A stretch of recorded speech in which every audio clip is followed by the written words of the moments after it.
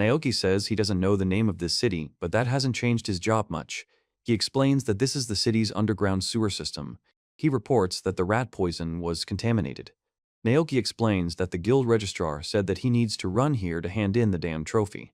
Naoki reports that the authorities say it's a good idea to leave the remains in the forest, as monsters or other creatures will take care of them. He explains that he has a story of young travelers being taken into the forest and dying at the hands of goblins or slimes, and that he's not crazy enough to fight monsters. Naoki reports that something is falling from the sky. Naoki says that he died in a previous world, and when he opened his eyes again, he woke up here. He can't understand what's going on here. He explains that the reason is that the work here is no different from what he did when he was alive, and that he got used to it in a week. Naoki reports that the travelers were hunting monsters in the port, and the heroes were fighting a demon lord, or so he assumes. He explains that if there is a god here, hunting heroes, he made a grave mistake. Naoki says that then and now he lives by destroying all sorts of creatures. He says, let's rewind time a little. Naoki says there are a lot of people in this city. Kamira's ancient elven lecture. The elf asks Naoki if he is Naoki. The woman reports that the room looks like it's never been infested with bugs and commends Naoki for his efforts.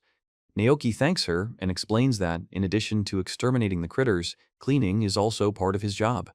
The woman reports that the work was done perfectly, as agreed, and thanks the interlocutor. Naoki explains that even in another world, he still works as an exterminator.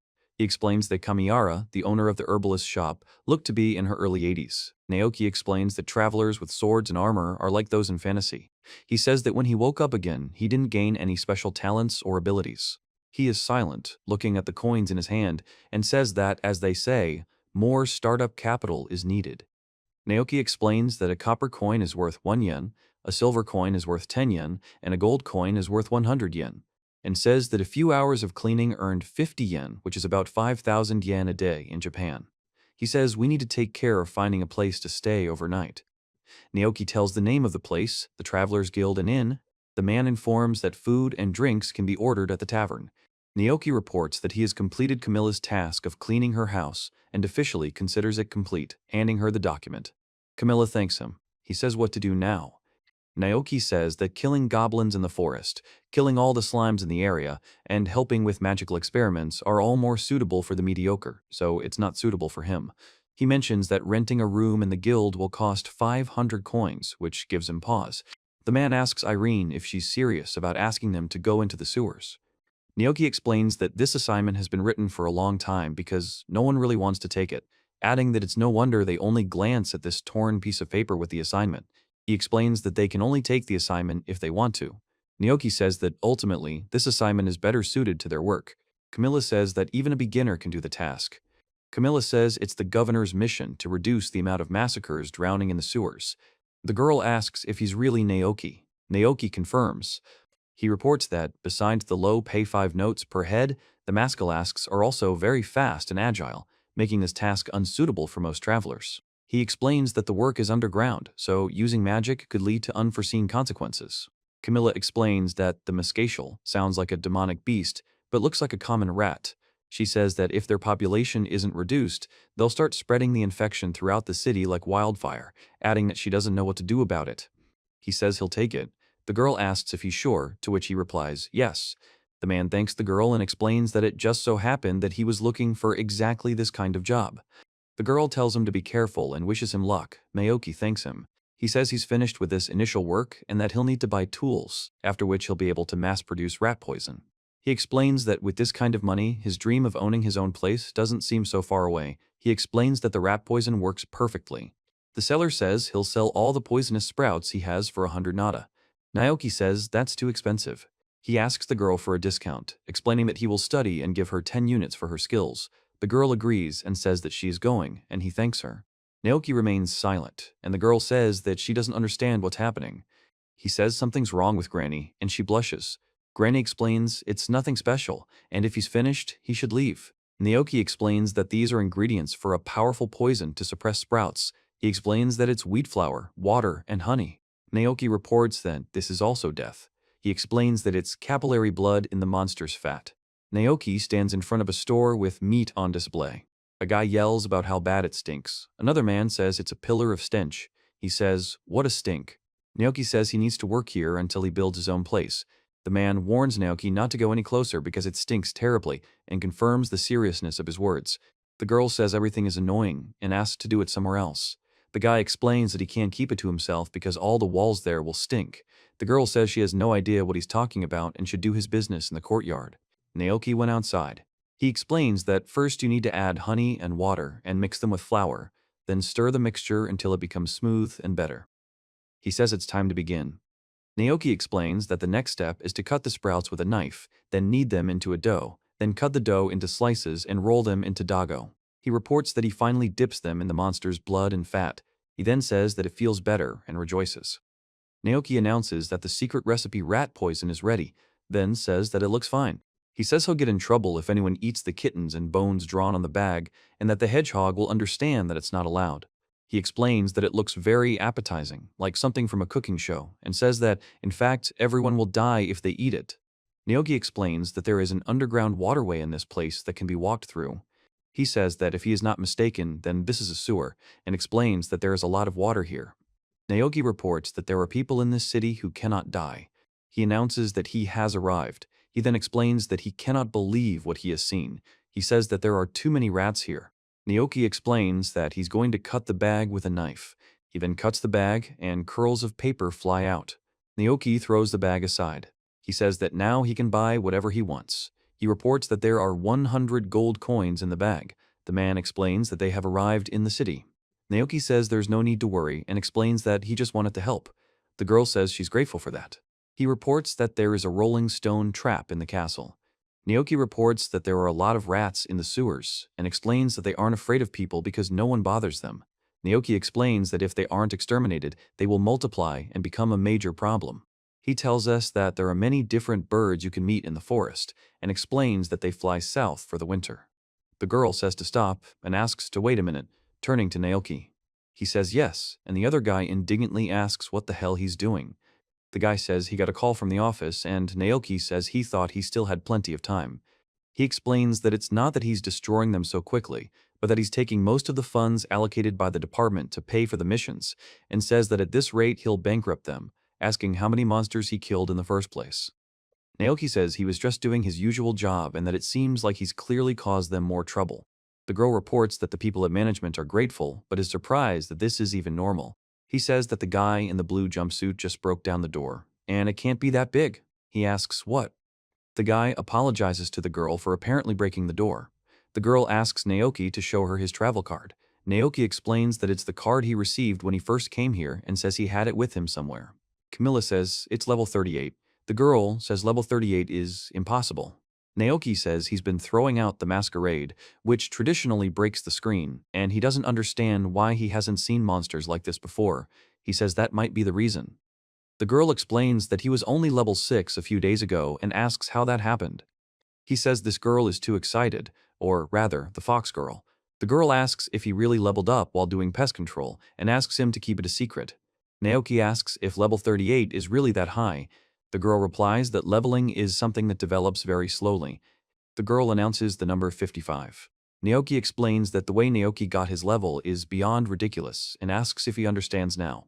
He says there are levels here too, and it's becoming more and more like an RPG. The fox girl says this guy clearly doesn't understand anything. Naoki says that even if the man says that, he still hasn't done anything special and doesn't care. The man says he'll continue at his own pace, just like before. The girl says fine and calls Naoki a weirdo. He asks if Chimera is home and says that he wanted to ask her something. The girl says it's impossible, and Naoki says he's here. He says, you must be Chimera's grandma. The guy asks Naoki in surprise. Thrown here by God after death, he wants to live the same way he lived before. This guy's name is Kamuro Naoki, and his job is to be a cleaner and disinfector. The next day arrived. The man explains that if he doesn't work, things will be bad. Naoki announces that he will start destroying the creatures again. He explains that several weeks have passed since he arrived in this world, and much has already happened, so he asked Chimera to rent him the second floor of the store as a place to live, and that destroying those monsters brought him good money. He explains that to make sure he doesn't miss anything, he started a diary. Naoki states that after leveling up, he understood the peculiarities of this world and explains that he is talking about skills. He reports hearing a creaking sound. He apologizes and turns to Sarah, asking what happened. The girl says he dropped the book. The girl took off her clothes. The girl explains that no ladies come to Naoki at all, so she decided to help, the man shouts, trying to stop her. The girl says she's a slave whose life was saved, and now her body and heart belong to Naoki. She asks him to do whatever he wants with her. Naoki asks if she's joking. He says, ah and ha, and the text block says that this world presents new surprises. Naoki says not to think that he doesn't want to do this because he's a child. Naoki says he needs to explain what's going on now and suggests starting from yesterday. Men make loud growling sounds. Naoki explains that spraying them with highly oxidized green regenerant is a good idea as it works great on ghosts. Naoki reports that it works quite well. He explains that the potion he uses is homemade. The man says that, as far as he remembers, their mission was to investigate the annoying ghosts in the guild and asks if it can be considered complete. The woman says yes, of course, and thanks Naoki. Naoki reports that he has improved his chemistry and pharmacology skills and can now make high-quality healing potions. He reports that he has also unlocked a detection skill that displays a map with all living things around him marked. Naoki explains that in this world, you can gain skills and abilities using points earned when leveling up, and that healing potions are effective against ghosts. Naoki then says that this is a wonderful world. He explains that he never developed the combat skills needed for adventurers to fight, so he decided to work as an exterminator for the rest of his life. He explains that he can use such skills at a basic level, but will continue to avoid the need for them because they are useless in his line of work. Naoki explains that sometimes he laughs at his own frugality, is already clearly aware of it, and understands why he has no problems communicating with others. In any case, everything is going very well. Now, there is no need to be afraid of dying under a fence. He says that he is back, and the woman greets him. It's starting to get dark. He reports that the Perseid meteor shower will be visible tonight, from 10:00 p.m. to 4:00 a.m. Naoki says that someone has come to see him. He says that someone has come to him. He is silent, then makes sounds that express uncertainty. Naoki says good morning. The girl addresses Naoki by name. He says his bladder is about to burst and suggests they go to the bathroom afterward. The girl says she needs help, explaining that there's a problem only he can solve. She apologizes for coming uninvited. The girl says he needs to clear out an abandoned house of a swarm of Vespas that's infested it. The girl explains that this is great because now he'll not only pay the rent but also be able to cover his tuition. Naoki confirms this is true. Naoki explains that, if he's not mistaken, Vespas are monsters that look like bees. He explains that while she's busy with the shop, she transforms into a granny, and the rest of the time she returns to her normal form, but it looks as if the shop is still closed and being prepared. He explains that it's the same person, Kimura's granny and Kamiomile. Naoki says that when he asked her why she was doing this, she explained that the potion sold by the old woman seemed more effective. Naoki reports that she responded this way, and he couldn't stop laughing for a long time, recognizing her talent as a businesswoman. The girl asks him if he'll take it on and why. The guy explains that management told them to approach him because, despite being only a G level, he's very capable. He explains that adventurers usually work with Vespas at level B, but currently the only adventurers left in a city are level C or lower. Naoki says that wasps are giant hornets with deadly venom. He says it's the first time he's heard of such a thing and calls the guild damn, saying it's low. He says that, unlike the case with the moss masks, he cannot take on this case so easily. The man asks for forgiveness. Naoki says it's unfair to send such a little girl. The girl asks what that means. Naoki explains that Kimura can make a potion that paralyzes hornets and asks what will happen to his rank once he completes the mission, wondering what exactly is bothering him. Naoki tells Irena. He says that dealing with the hornets is also part of his job, and all that remains is to figure out how to spend these hornets. The girl says she has such a potion. The girl thanks him, but he says it's not worth it. The girl asks if he'll do her one favor in exchange for the task, and Naoki asks if there's a sewer nearby.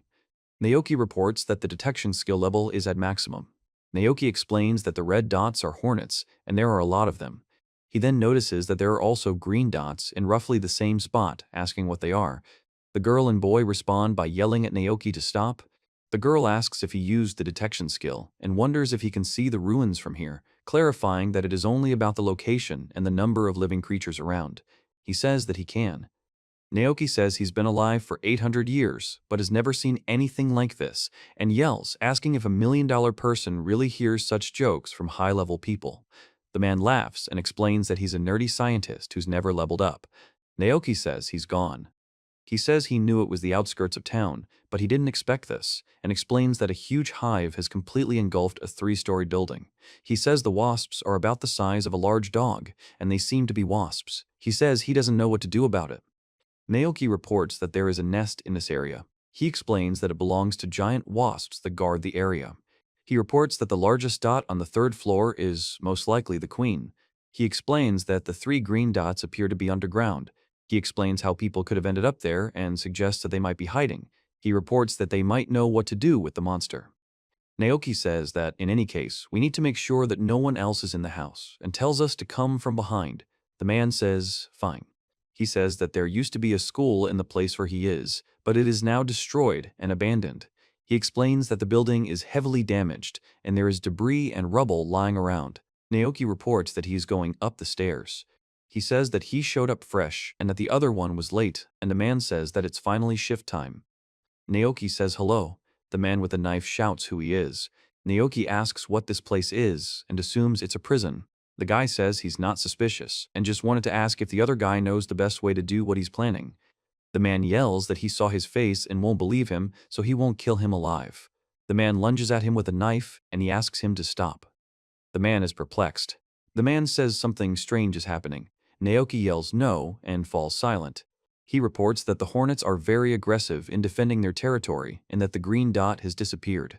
He explains that the hornets are carnivorous and eat other insects, some of which they wrap in cocoons to bring back to the hive to feed the larvae.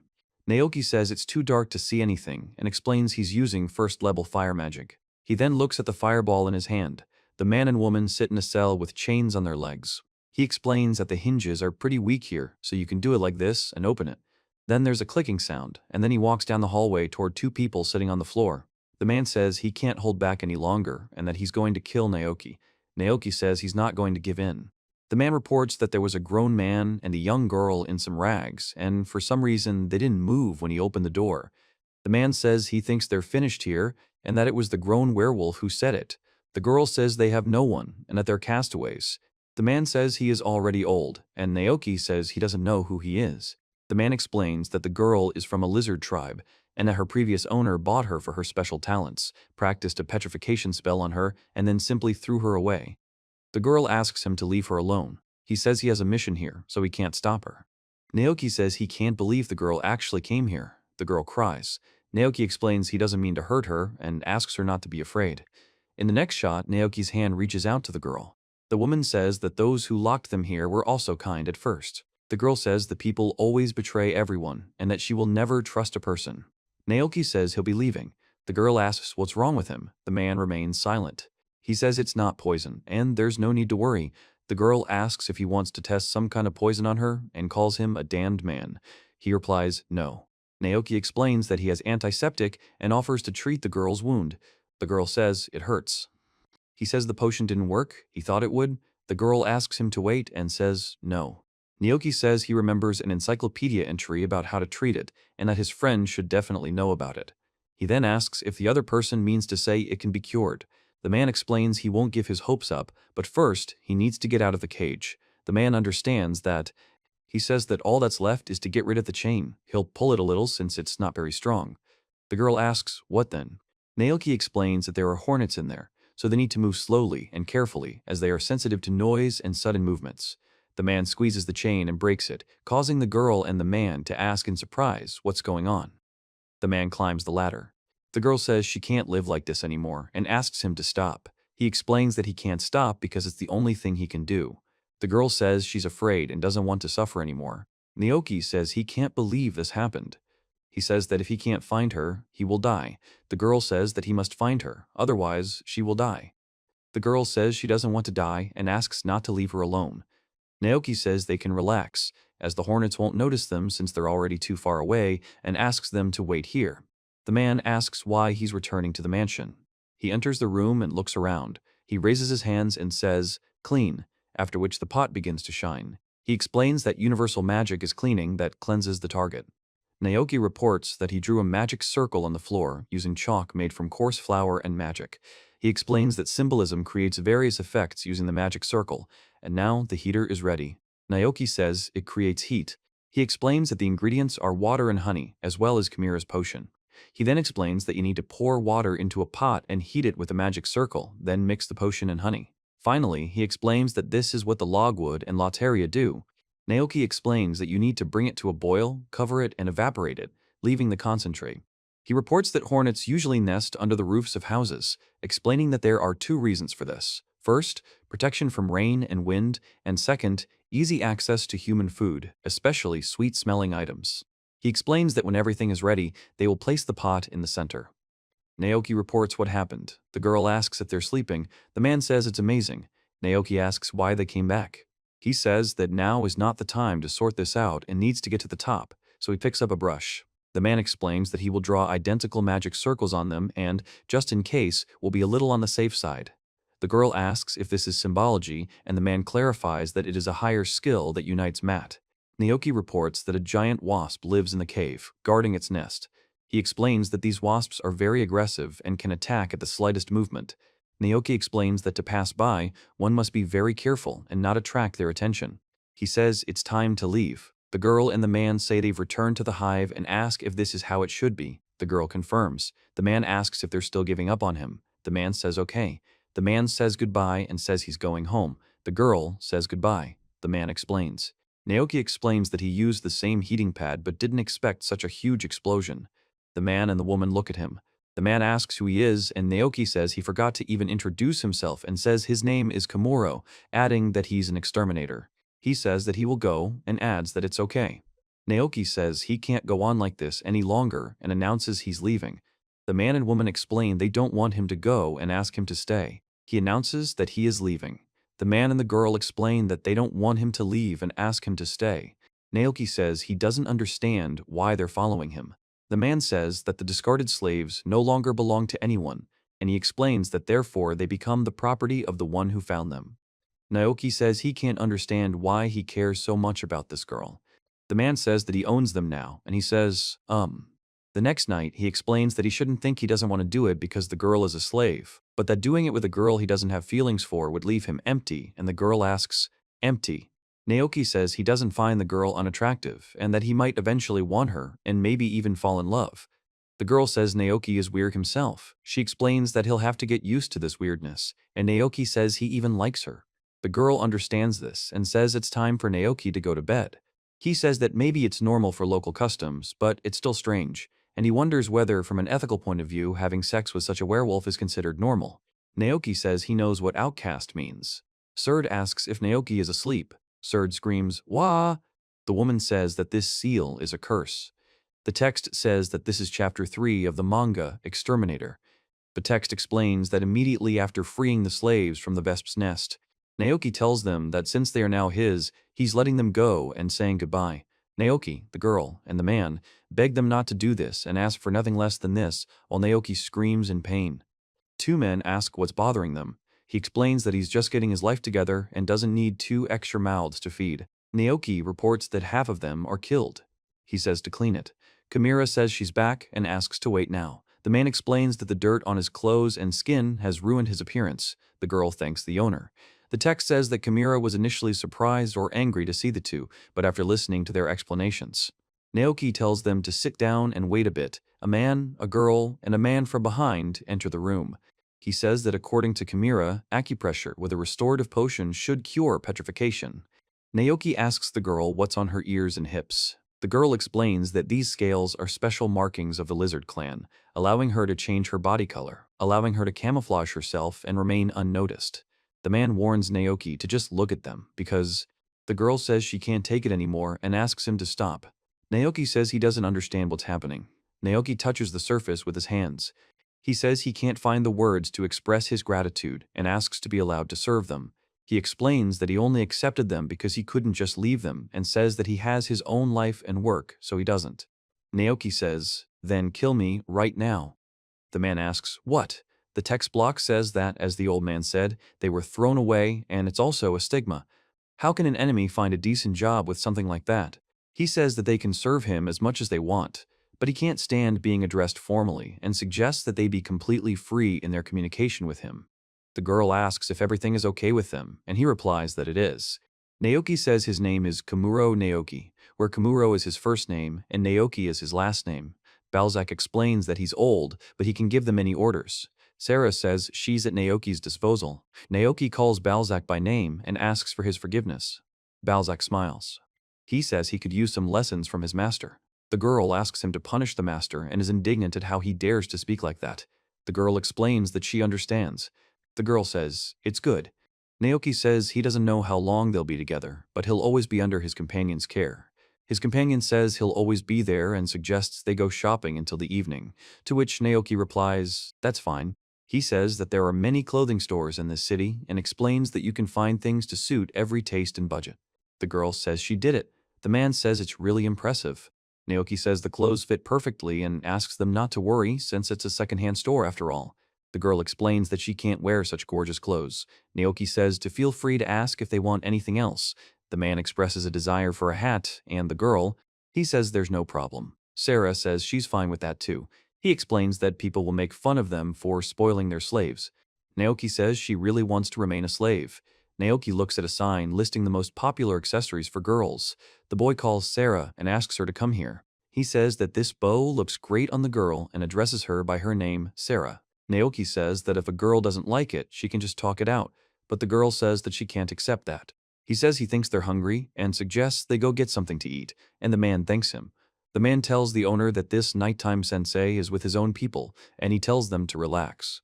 Naoki tells Sarah to hurry up. The man and the other man discuss watching first and then deciding what to eat. Sarah replies that it's fine. There is a knock on the door. A man says that Irene-sama from the guild wants to see him, and he says, "Good morning." Naoki says Irene is calling him again. The woman greets him and wishes him a good day. He responds in kind. The man is surprised and asks what's going on with Sarah. The woman explains that Sarah has been like this ever since she found out he and Irene were on a date. The woman says she asked her friends and thinks everything will be fine with these two, and Naoki says it's his business. The woman explains that in that case, she doesn't envy Naoki because the girl is head over heels in love with him and Naoki is breathing heavily. The man says that The man explains that the government considers the place unsafe, as scales have filled the entire area, meaning there's work. He says he understands that too.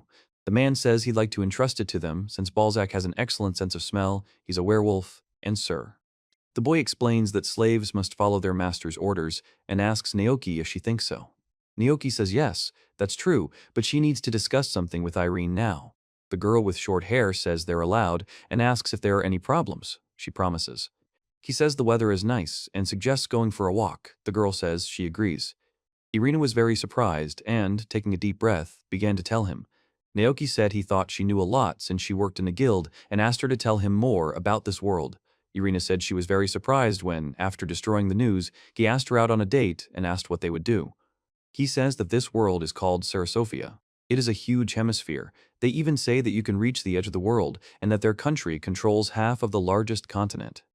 Naoki says it's like their earth was cut in half and he was left on one of the halves. He explains that the city is called Cubania and is located in the middle of a desert, also known as scorched earth. He says that wars are very rare in these parts, but information from other parts of the country is slow to arrive. The girl says that this is more than enough and asks him to forgive her for this. Naoki says the world around him is... The earth was full of smartphones and practically all the technology information was freely available. He says that it's not that he wanted to know everything about this world, but he needed to know at least something about it, you could say. Naoki says he feels like he's locked up, like Balzac and Seurat. He explains that if it's not some kind of deity, then someone brought him into this world. He wonders if anyone is watching him, comparing it to watching a rat in a cage. The woman asks if Naoki is looking at her. Naoki explains that he's lost in thought and isn't sure if this is normal in this world, then says that everything is fine. The woman asks what's wrong with Naoki-sama. He says his slaves are quite hardworking and asks if the girl can find some work for them. The girl explains that it will be difficult, since slaves are not seekers, but the fact that they are slaves might scare off customers. He says there is work they could do. Naoki announces that he's back. The girl greets Naoki-sama, and Naoki asks what kind of towel this is, Sarah. The girl says they forgot. He says they wanted to go to the bathhouse and suggests they go ahead. Naoki says the girl knows the city well. The girl explains that she's been studying it inside and out, saying it was predictable. Naoki explains that the girl can be seen perfectly from here. The man says, "Here she is, Naoki-sama." The man says the chimney looks nostalgic and asks if it was built by magic. He says someone created it 9,000 years ago and calls that person amazing. The girl says it seems he was also from another world. Naoki asks if they know anything about this alien. The man replies that he knows nothing but his name. The girl understands. Naoki muses that someone from Earth has already appeared in this world and created something like this, but he can't shake the thought that there was much more. Afterwards, he chatted a little with Balzac in the bathhouse, but this conversation did not remain in his memory. The girl says she wants to see him. Naoki remains silent next to the old man in the water. He explains that the heat he felt in his chest was not due to the bathhouse. In a remote forest, a man screams "Uka" while attacking a skull-faced creature. The man claims to have taken it down, and another man says the man's abilities are impressive and encourages him to keep it up, calling him Balzac. The man says he was impressed by the sword's frightening sharpness, and he would never have guessed it was just an ordinary thrift store sword. Naoki explains that he calibrated the sword using symbolism and can refine it further if the man wishes. The man explains there's no need to worry, as it's nothing serious, and thanks her for the sudden outburst. The text blocks inform her that everything has already been decided, and this is confirmed by the passage of time. The boy says he never thought the job of cemetery guard would suit him, and it's all thanks to Naoki-sama. Naoki explains that Irene told him the scales tore apart the previous hunter. The man asks if he and Sarah have already talked about this and says he'll talk to her when he's ready. The girl explains that this is her adventurer's ID and says that she will soon begin her training. Naoki explains that they don't know what will happen in the future and has already begun training with Balzac. He also says that the girl can learn her abilities through training. The girl asks if it will be useful. Naoki explains that he realized he wasn't meant for her or magic. The girl says that the man explains that Sarah's feelings for him are more than just a slave's feelings for his master, and that if he rejects her, she might come to hate all humans. He says that this doesn't bother him. The man says that it's easier for him to work alone, but whatever the case, the man says it seems Naoki has already made up his mind. Naoki says it will be a comedy when they tell Sarioja everything, and laughs. The man asks him not to talk nonsense. He reports that, aside from all the chatter, they were on a mission to exterminate goblins and didn't really want to hunt monsters, but working in pairs was part of Balzac's latest assignment. Naoki says they need proof of killing the monsters. He says they can take the ears as trophies. He then confirms his agreement. The text block says they then stuffed bags with goblin ears and returned to the guild. He reports that the goblins were hiding in the caves, and he was able to find them thanks to his detection skill, and also decided to barricade the caves so that the goblins would suffocate there. He explains that there were 636 goblins in total. The girl screams that enough was enough. Naoki says there are some problems. Naoki explains that, of course, he's glad they killed so many, but the problem is that the pay for this mission increases proportionally to the number of kills. The man explains what this means, and Naoki confirms that the guild. He says that he needs to ask for something then. The girl says that she finished training. The man says that Sarah returned from training. He asks what happened. The girl explains that training was hellish. Naoki says he'll bring the girl to the combat hall to recover and thanks her. The girl asks if he's Sarah's master. Ale reveals that she's Sarah's instructor. The girl reports that they have found out that Sarah has incredible magical abilities, and if they don't mind, she would like to recommend her to the Magic Academy in the capital. Naoki says it's amazing. The girl turns to Naoki. He asks if it's great. Then the man yells that he's not going anywhere. He says he thinks a slave like her can't study at the academy. The girl says she's his slave and can't just leave him. The woman explains that after a thorough examination, she can tell she has great talent, and if she doesn't develop it, it will be a waste. Naoki says he won't be going to the capital, and that being with Naoki-sama is enough for him. The girl says she understands and apologizes for bothering him. The man explains he wanted to say it a little later, but since everyone is already here, he'll say it right away. He says that in general, he wants to leave this city tomorrow, and explains that therefore this day will be the last for them, including Sarah. Naoki says he knew nothing about this world, but after meeting Irina and realizing how happy they were exploring the city, he wanted to explore it fully. Irina says that if he did, Naoki would be a burden to her. The girl says no and remains silent. Naoki reports that Balzac has found a job as a caretaker at the city cemetery. The man explains that he got the job thanks to the guild and Naoki-sama. He says that's not how it works. The girl says that she will always be with them, and if she dies, they can just leave her. He explains that the girl is too shy around him, and if she's hurt, then trying to hide it from him is dangerous. Naoki says he heard the area around the city is very dangerous, and explains that his level has increased slightly. The man asks if this is a joke. The girl explains that to reach rank F, he must pass the development test and complete all his orders. Naoki asks if he's forgotten what he's supposed to do. He says he's decided to move up the career ladder and reminds her that his interlocutor said she wouldn't be promoted. The girl explains that when she sent Balzac and Sulfur to the cemetery, they laughed at the fact that their mistress only had a G rank. The girl asks him to forgive her. Naoki asks why she apologized. The man remains silent. The girl says that when he sends her on a mission, it is probably the last time. The girl thanks for everything that has been done during this time and says to go and do it. Naoki says he can't understand why he can't remember what happened. The woman announces that she will be administering the exam for a promotion. The man says he's probably thanking her. The woman explains that the rules are simple. He must do everything he can to earn her respect if he can pass. The man introduces himself as Kamuro-on. The woman thanks the man for everything he's done, and the man reciprocates. The guy says their instructor is trained in fighting and asks if the guy will have to pick her up piece by piece. The girl says the instructor is planning to fight. The girl explains that she heard the guy is no good with a sword or magic and can't fight barehanded. Naoki announces that it's about to begin. The girl takes a deep breath. The woman asks him to show his best, and the instructor demands he do even more. He announces that he's starting, and the girl with the sword explains that his friend has an interesting way of supporting. He apologizes to Sarah. The girl with the sword asks why he's standing and says that the exam has already begun. Naoki says he's not in pain and doesn't feel contempt, then says it's time for him to be serious too. The man asks what kind of command this is. The man explains he'll finish it all with his next blow and asks if the girl has completely disappeared. The girl thinks that if the instructor defeats Naoki, the observation skill is aimed at the target Hisama. He says he still doesn't want to hurt anyone unnecessarily and is truly not cut out for battle, but now he feels like she's somewhere here. He explains that he knew their master was very kind, but he's also incredibly. Naoki lands a powerful blow. The armored girl expresses surprise and screams. The man calls out to someone named Popel and asks if he's alive. The man says he's simply incredible. He didn't notice his movements after one blow. The girl says it turns out he's gotten stronger again. He remains silent. Naoki asks the instructor how he's doing and whether he passed. The instructor says, of course, Naoki beat him. The girl sits next to Naoki. He says that this is the difference between the levels, and it seems like he broke her heart. The girl cries. She says that she doesn't want to break up. He says her name. The girl says that since it's Naoki's last day in town, let's get drunk. The man replies, yeses. The man, Naoki, and the old man are drinking from mugs. The girl also drinks from a mug, and the old man looks at her. He reports that dawn is breaking in the city. It is reported that this is the exit from the city and the place near the city gates.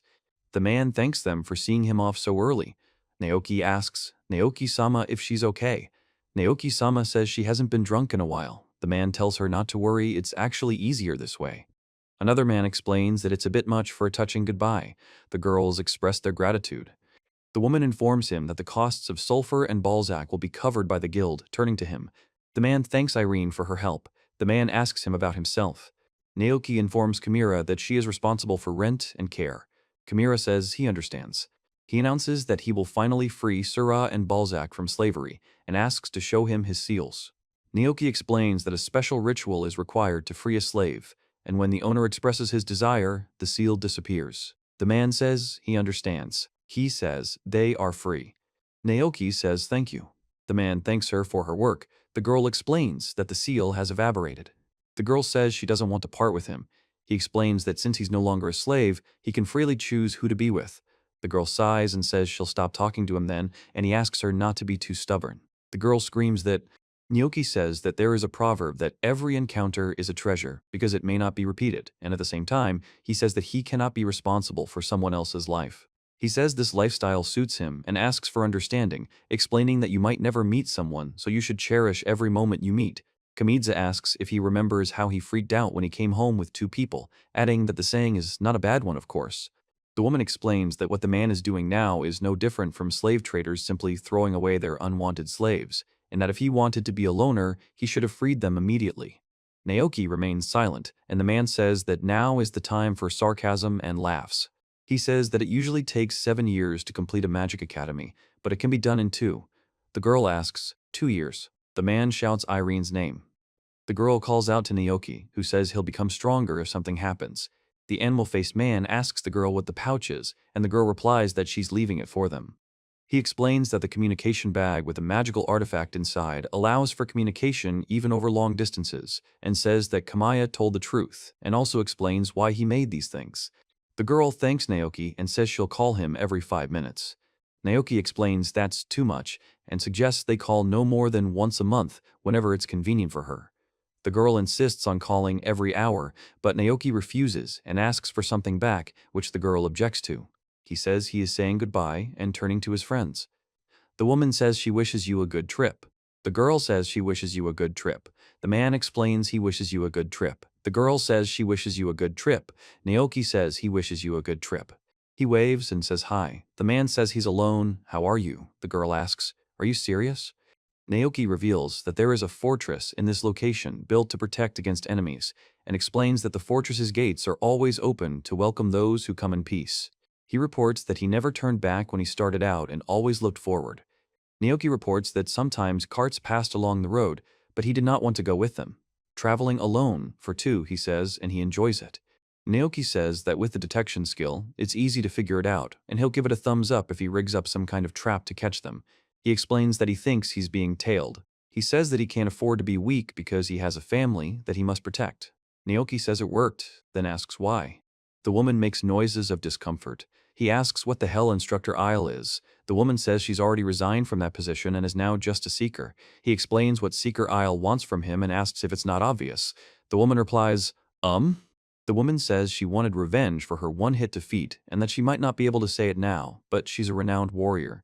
She asks him to hurry and remove the thing from her because it's getting into her most intimate areas. The man makes sounds of pain and effort. The girl says she's not interested in duels and suggests leaving. Naoki explains that the spell will soon wear off and advises him to relax.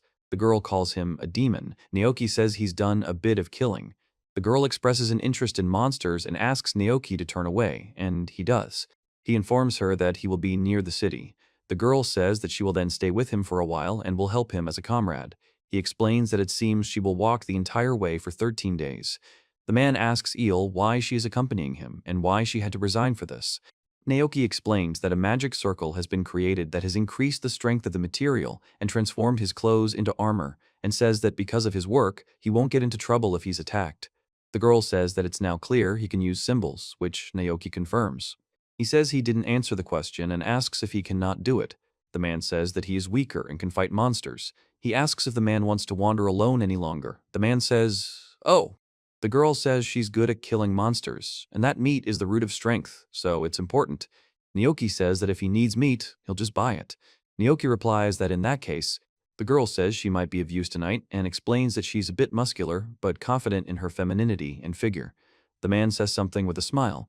The girl asks Naoki to let her be his senpai. Naoki remains silent, and he says that the women of this world are so pleonastole on inferiority. He says that she'll agree to whatever they offer now, and that he'll wait for the right moment to send her away. Then he explains that enough fighting and flaying for now. After that, he says he's understood clearly. Finally, he explains that if that's the case, what should he do? Naoki announces that they have arrived. He explains that this is the city of Oslo. He says he doesn't see much of a difference between him and Kubenia. The girl says that this is just the beginning. He explains that he spent all his money on Sarah and the others, so he's bankrupt.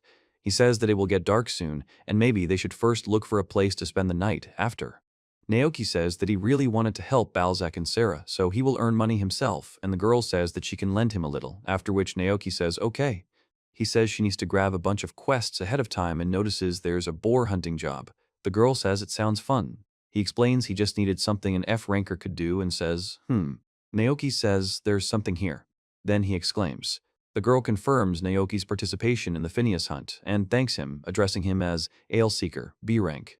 He says he's a B rank, which is fantastic. The girl explains that the number of quests and rewards for them will increase, and asks how about raising her rank.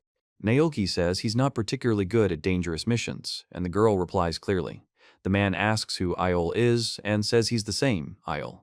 The other man says there can be no mistake, and notices the bikini armor. He says he will take on this task, and receives a letter from a man addressing him as an F-rank seeker and specifying Komoro's name. The man says this. The man laughs and says the guy next to Iol is only in F-rank, and the other man says he's too weak to be Iol's mate. Naoki remains silent. The girl explains that Naoki is being laughed at because of his rank, and he says he doesn't care. That happens often. The girl asks. The woman tells him to wait a second and asks if he's chosen this task, specifying that he needs to destroy the beetle grands in the slaver's estate. He agrees, but explains that he only needs money for housing.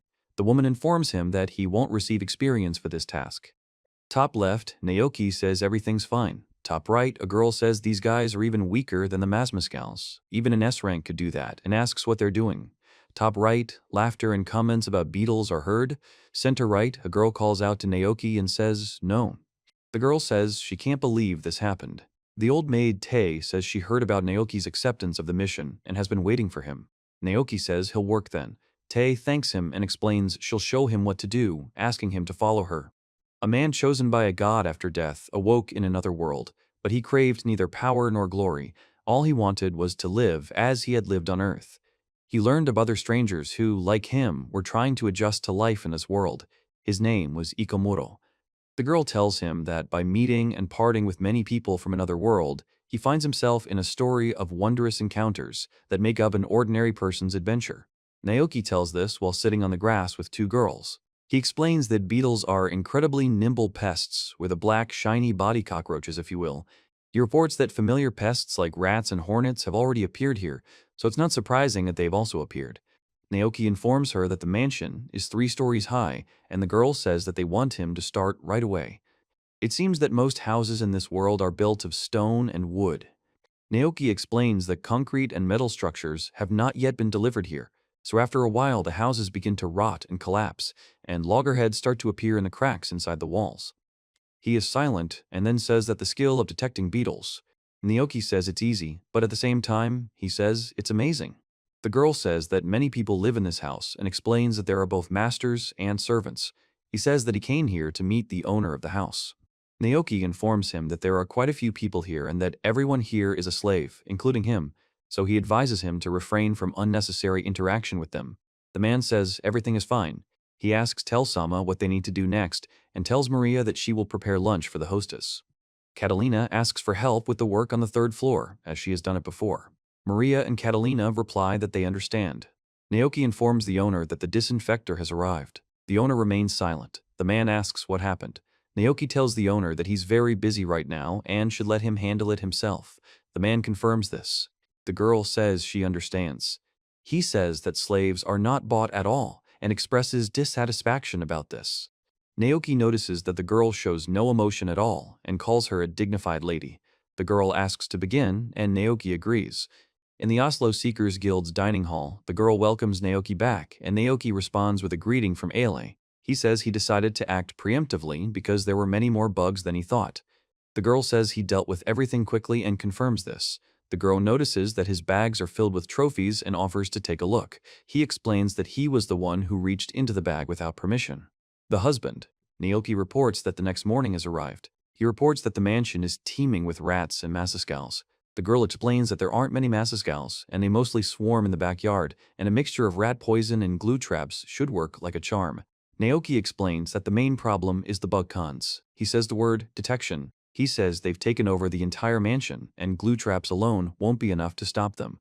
The girl asks what it is, and the guy clarifies that something's wrong. Naoki says he needs something to kill the bugs, and first he needs to drive them to the lower floors. The girl says that any methods from the 3rd floor are welcome.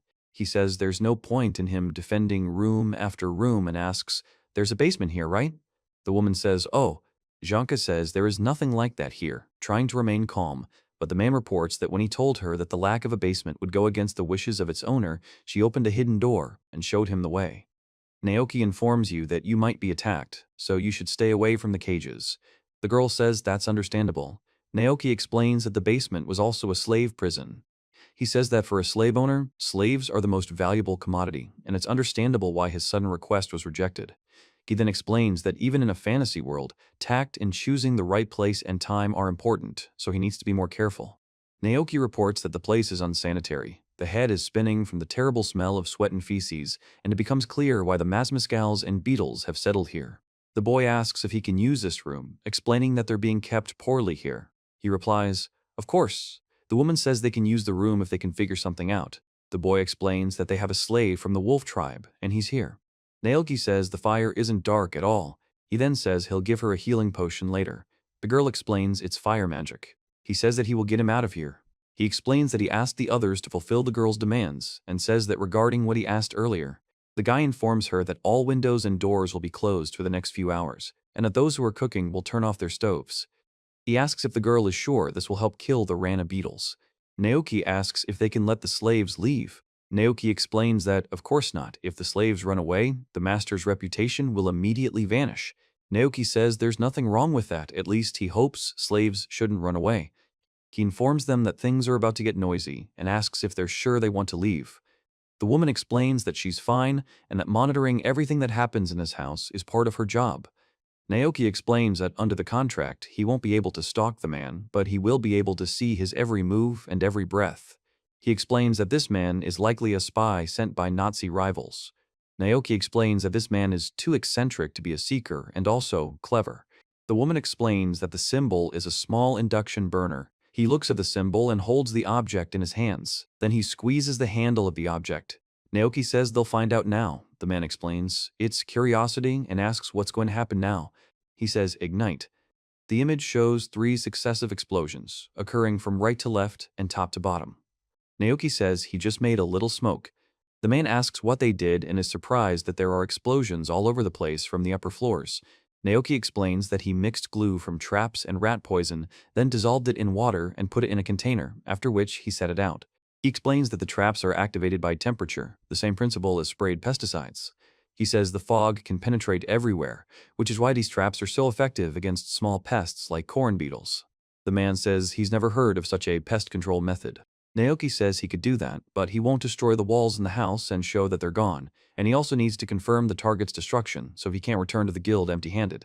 The man says he doesn't understand what Naoki means. He says that, roughly speaking, if his house was on fire, but there was one untouched room, he would run to it. The girl says that if she can't get out of the house, she will run to that very room. Naoki says he didn't mean to say something. The girl interrupts him, expressing surprise and worry. He reports that there are many cockroaches living in this place. The girl reports that she collected the bugs here. She then screams as a huge number of insects descend on her. Naoki reports a discovery. He reports that all the beetles are collected underground. It is reported that this is how it is, and it is said that this is inflammation, the sound of an explosion or a loud bang. Naoki says they better leave now, as the mist isn't dangerous in small doses, but can be harmful if inhaled for too long. Naoki asks Tae-san. Tae-san remains silent. Tae-san explains that she lost consciousness but didn't even fall over and remained a perfectly dignified person. He says he'll have to pull it out now. The man asks what it is. Naoki reports that the next day. He reports that they have set off on a journey, and the sounds of horse hooves and the creaking of cartwheels can be heard. Naoki thanks them for picking them up. The man replies that it's okay and asks if they're going to another city. Naoki confirms. The man laughs and says Naoki isn't an ordinary person. The girl asks him not to laugh so loudly, and Naoki jokes that you don't hear that every day. He reports that the seeker has gone to clean the house and will return with a maid, and the woman explains that nothing can be done, as the robber said he doesn't have enough cash to pay. The man is surprised that so many creatures have accumulated in his house. Naoki explains that for every person, 2 legs are needed, so for 10,000 people, there should be 20,000 legs, not counting the masquerade. The man replies, 20,000. He says it's Kamuro-sama. Kamuro explains that this is not good. The man asks if he is Kamuro and suggests negotiating with the help of slaves. The elf says he'd like to be bought for this job. Naoki explains that he heard she spent most of her life working as a maid in this house, and that her magic and cooking skills are quite good. The elf thanks him for buying him, despite his old age. He says that your previous owner did not want to damage his reputation, and this was one of the reasons why he so easily agreed to hand you over to him, and also reminds us not to forget his enterprising pride. Naoki says he's Naoki's companion and is willing to help. The girl replies that she's not his companion, and Naoki says they are mutual companions. The girl screams at him not to kill her and asks why she's not good enough. He explains that she smells incredible even though it's only winter, and he can't contain his little affliction, asking if he's blushed. The girl remains silent, her expression questioning. The woman says that since they want her to lull them to sleep at night, Naoki speaks when addressing someone using the honorific sama. He informs them that he may be unworthy but is now in their power. He explains that he now serves them and is obliged to be polite to them to the end. He explains that he is a stickler for formalities so they can address him more freely. a bird is flying in the sky. A woman asks Naoki what his plans are. The girl says that she thought he would stay in Oslo for a long time, but he suddenly disappeared, and she came there only to earn money for further expenses. He says that saying that he wants to explore the world is too abstract. The girl says that slave traders often use longboats, and suggests that perhaps they could reach the city by longboat. Naoki replies, The girl explains that swimming is a necessary part of the journey, and suggests they sail, adding that Naoki has no idea what a king is. He says he's proud to be of service to his master. Tell says he's too callous and should be a little softer. The girl laughs and says he has a hard time being a slave owner. Tell says that means thank you, and he says good job, Tell. A man on a cart notices dragons approaching and expresses surprise. Several dragons fly towards him, making sounds. The girl says she wonders what that roar is and asks if it's outside. Naoki says, yeah. The guy expresses surprise. The man shouts, wyverns. He reports that there's a whole flock of wyverns here and asks if they're wyverns. The girl explains that they attack as a flock, descending from the sky onto their replacement victim. The text explains that wyverns are a type of evil dragon, flying lizards that Naoki reports that there are still a few carts there and shouts, spasteo, uaa. He says he can help if needed and notices that the girl's already fighting. The girl says that wyvern is no problem for her and urges him to move forward, calling the opponents stupid lizards. He thinks she's a real maniac. Naoki asks Tell if the meat is edible and says he heard it's not very tasty. Tell tells Naoki it's a hurricane. Naoki and the armored girl look at the carcass of the slain dragon. The armored girl smiles and holds up part of the carcass. The man says it's not often he gets to eat wyvern meat. The boy thanks everyone and asks someone to pass him some salt. The man says they have some and asks him to wait a second. Naoki says he thinks he hasn't seen him in a while. The man asks if he's unpredictable. The woman says Naoki is always like that. The woman says it's interesting and asks if the guy thinks the same. Naoki says that when you realize this, everyone around you is captivated. The woman says it's strange that the perverts have appeared now. The man explains that perverts haven't been around here for a long time. The red dragon doesn't like them, so they shouldn't be here. He says there must have been a red dragon, like Daenerys's. The man explains that the perverts. Naoki says it's a red dragon and suggests taking a look. They are reported to have arrived in this city 2 days later after a miraculous journey by ship. The top right text states that this is the port city of Marinaport. The upper right text below states that there are many ships moored in the harbor. The upper left text states that this city serves as a gateway to the continent and is the largest city the narrator has ever seen. The lower left text explains. The action is said to take place the following morning in a tavern.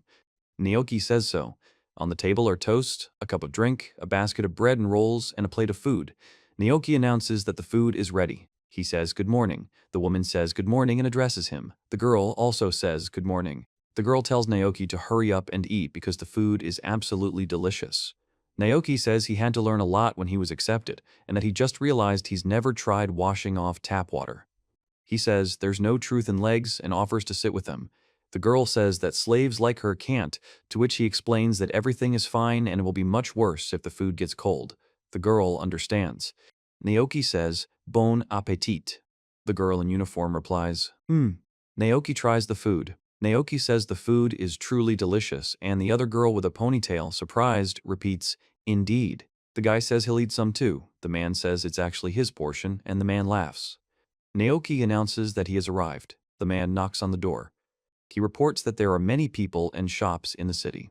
He explains that everything you need can be found here. Naoki informs that this is a new task. The girl says it's about clearing the shipyard and destroying the Mazmascals. The man says the guild received the order last night and will begin working on it today. The guy says that the boat trip must cost so much, and the girl explains that they take orders even though they just received a big reward, and Naoki says about it.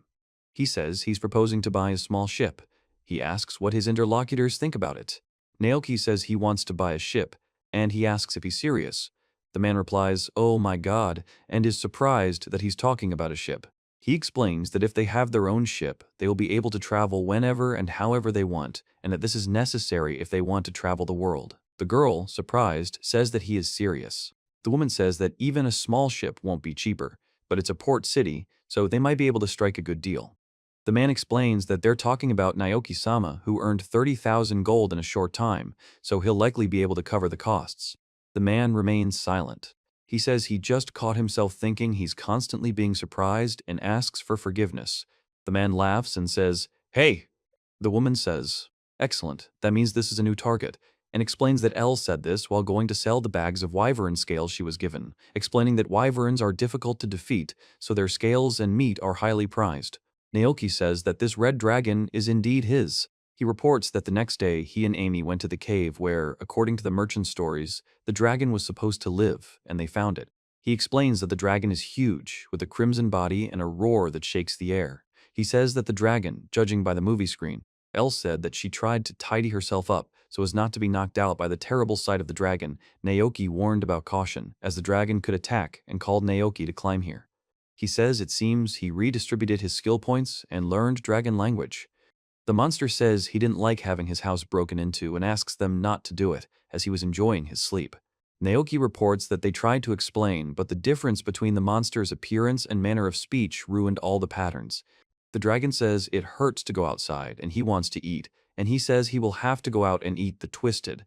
Naoki reports that, afterward, he found a small amulet of gratitude and explains that the dragon isn't particularly needed right now, so he helped put it in the back pocket of his bag.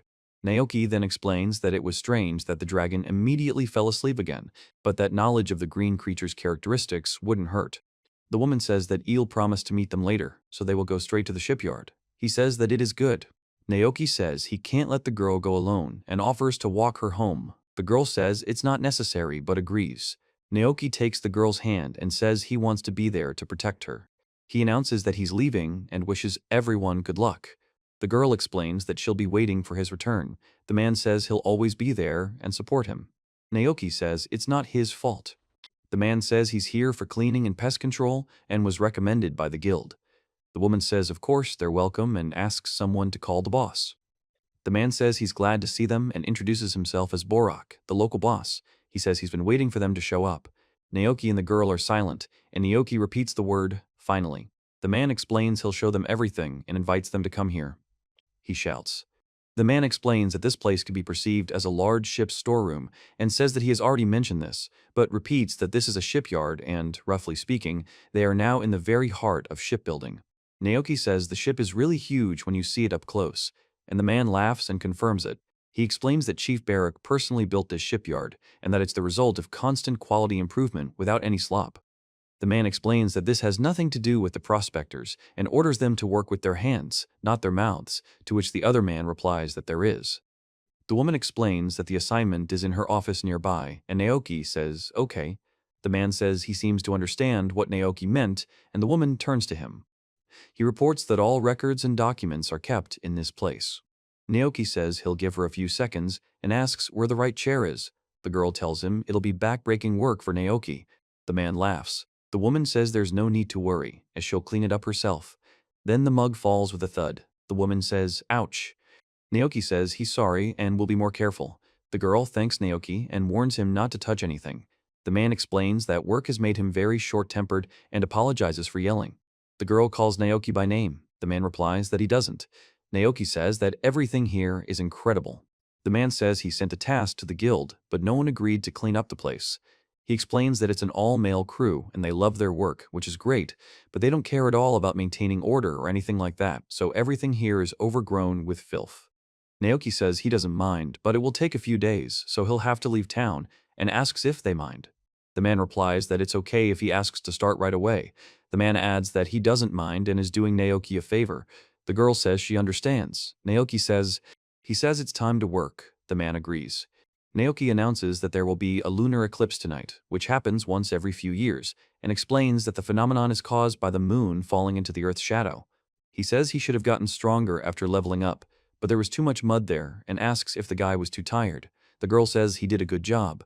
The man makes an oof sound. Naoki asks how Vera is doing, and the girl replies, welcome back. The girl explains that she did it to test her new skills, as her level increased after the battle with the wyverns, and she also sold the scales. Naoki says it's incredible and congratulates her on her accomplishments. The guy asks if she won. The girl says that she is a famous seeker and it is not just like that, and also that he is simply too strong. He silently looks away. Naoki says the prize for winning the arena is a ship ticket and explains that the coastal waters are currently rough, making it harder to get a ticket with every ship that crashes on the rocks. Naoki then repeats the word ship with a questioning tone. He explains that owning a ship is too unrealistic and announces that, clearly, she chose to rent a boat. He explains that they are parting here after another priceless encounter. The woman tells Naoki that if he allows it, she wants to do something. Naoki says, He says he doesn't understand. Naoki says he asks for forgiveness for the shame he brought upon them. The man explains that a slave shouldn't force his master to apologize and asks for his punishment to be as they wish. He says that if you want to say something, then say it directly without paying attention to your status. The man asks, turning to him. He tells Tell to look here. The man is silent. Naoki says, let's solve problems as they arise, since there's no point in going out of your way when you're dealing with a client like that. The man explains that if he dares, it will damage their reputation, and if the task is cancelled, so will the reward. He says that he apologizes, and if the interlocutor cannot cope with something because something is bothering him, the girl explains why. Naoki says that if what she wants to say will help improve their work, then she should say it right away. He says it's not a mask. He truly perceives her as his equal. Naoki says Borak also apologized afterward and doesn't think he's a bad person. The girl confirms this.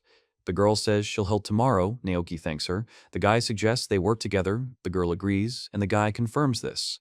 He says it's time to go home, and the girl informs him that tomorrow is a new day. The man on the balcony and the man below look at them in surprise. The man with the beard suddenly notices something and turns around. Naoki explains that rats eat everything, including garbage and leftovers. The man explains that rats can carry diseases and cause harm. The woman says they need to get rid of the rats immediately to avoid problems. The girl rolls up her sleeve and announces that the kitchen cleaning is complete. She then shows the clean floor, neatly arranged dishes, and sparkling plates. The boy says he can't breathe, after which the man hits him on the head. The man explains that it doesn't hurt and that he should get used to it. The man says that if he doesn't get used to it, he won't survive. The man says he'll keep hitting the boy on the head until he gets used to it. The man reports that there is only one person in the house, and that is the woman who cooks. The man explains that he cannot understand why she's not answering. The girl says that these are sacks of potatoes, and the man explains that potatoes are a staple food. The woman says she's leaving and warns that if anyone looks for her, they won't find her. The man responds that that's impossible. The man says the food looks delicious and asks to try it. The woman says she cooked it herself and hopes he'll like it. Naoki says he came here to help. The girl explains that she's not used to receiving help and doesn't know how to respond. The man with the headband says the food is delicious and asks not to skimp on the sauce. The man on the left says the sauce is indeed delicious, and he explains that it is the sauce he made himself. Naoki says he doesn't mind if she's around and explains he doesn't intend to harm her. The girl says she can't afford to relax. He says that won't do and they should let him through so he can leave.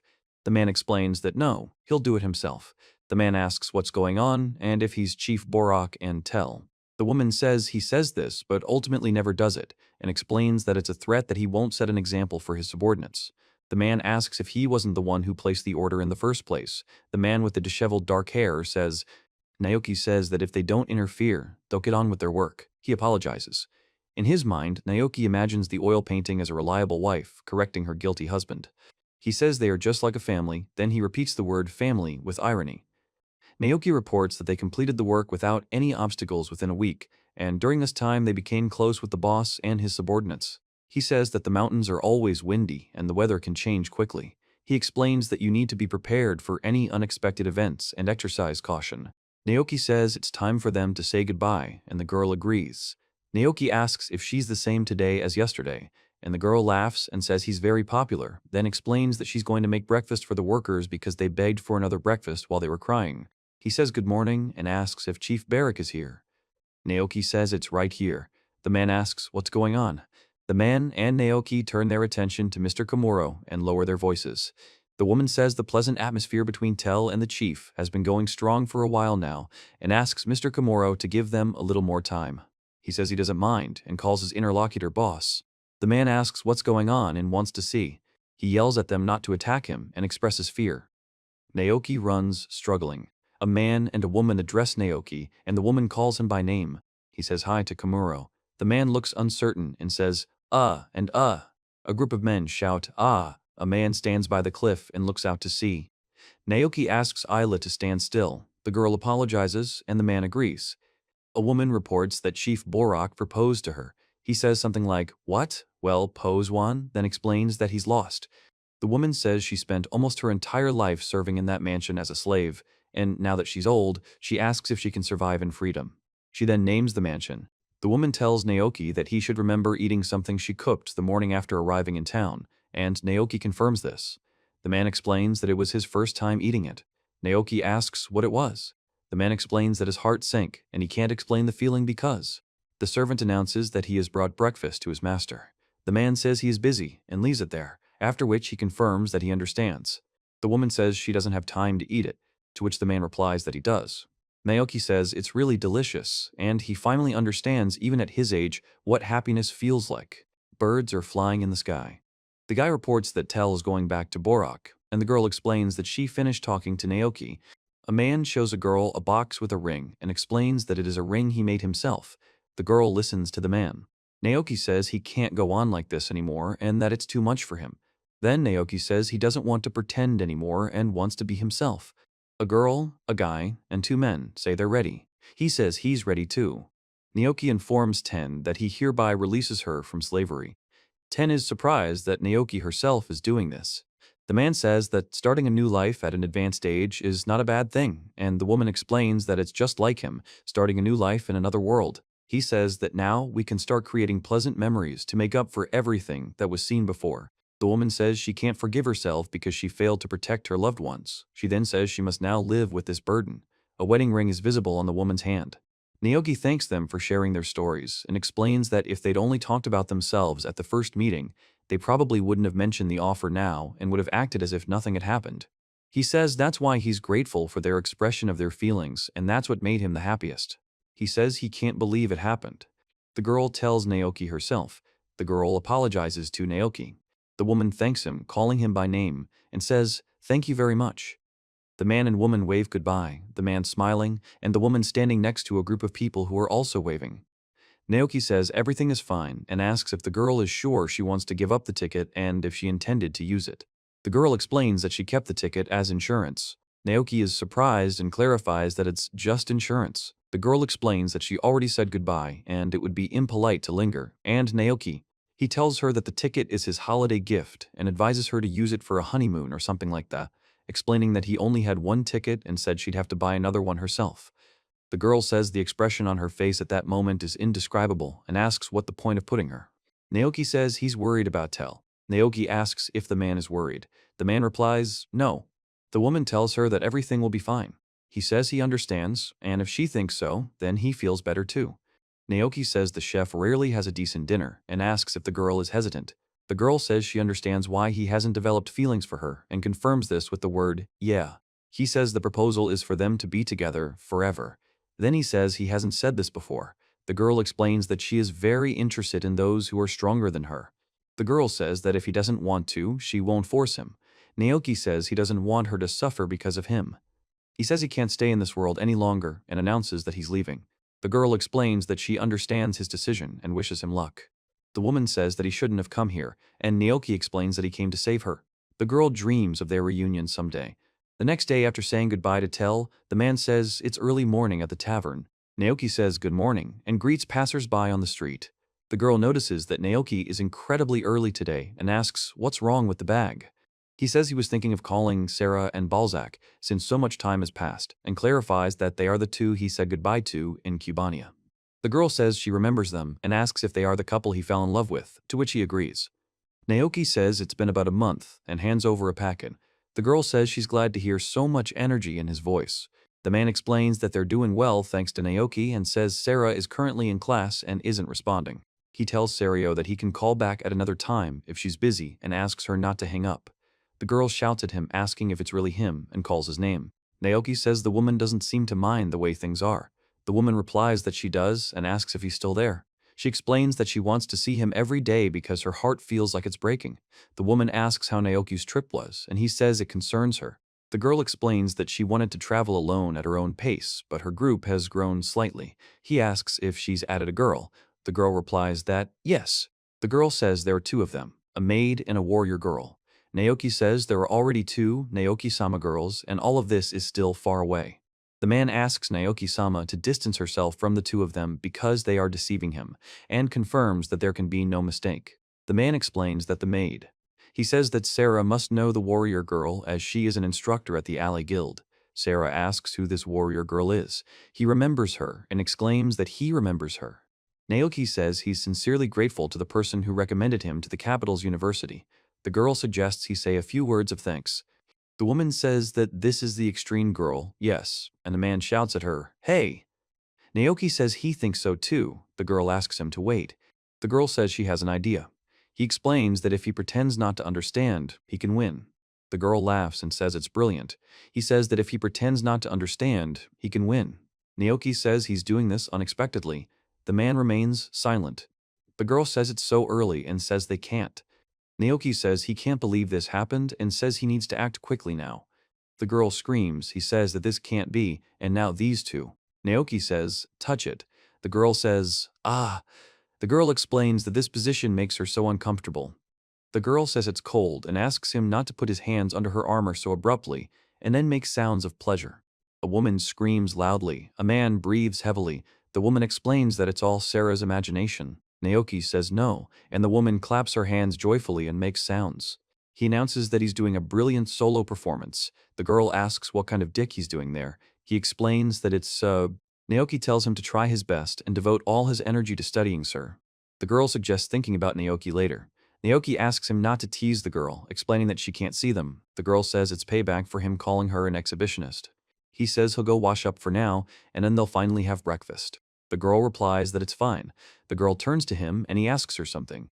The girl says that if Naoki really wants this, then he shouldn't be shy and can ask her any time.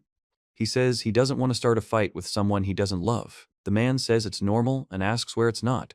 Naoki says his name several times in a row.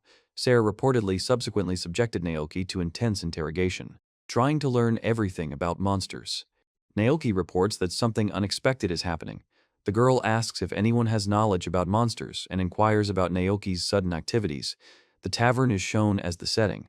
He says he was wondering if there are people in this world who are familiar with monsters and research them, and he says they have monster specialists. The girl asks if there are. Naoki explains that the mascals, wasps, beetles, and the red dragon are different from the pests he's familiar with, and that the red dragon probably isn't a pest at all. He suggests that if they travel to other lands, they might encounter more dangerous monsters waiting for them. He says it would be great if they could find someone willing to join their journey. The girl says she's heard rumors of huge creatures on the other side of the sea. He asks if she's serious.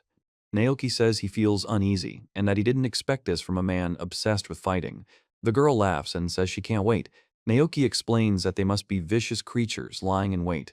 Ai says she knows a monster specialist who lives here and offers to meet her, to which he responds with surprise. Ai explains that this woman is a monstromologist known as Belsa, the daughter of the lord who once ruled these lands, and that everyone here knows her, and Naoki reports that an old stone building stood before him, on the verge of collapse. He says he thought he heard a quiet response after knocking on the door. He says that as he looked into the living room and walked across the dusty floor, he realized she was there, looking at the moldy bread behind him. Naoki reports that for some reason he is on his last legs. A man says he's in the water. Someone on his right asks if he's okay. Naoki says it's like this. He says it's a good thing he saved some wyvern meat and asks if the girl can talk now. The girl eats and makes sounds, trying to talk.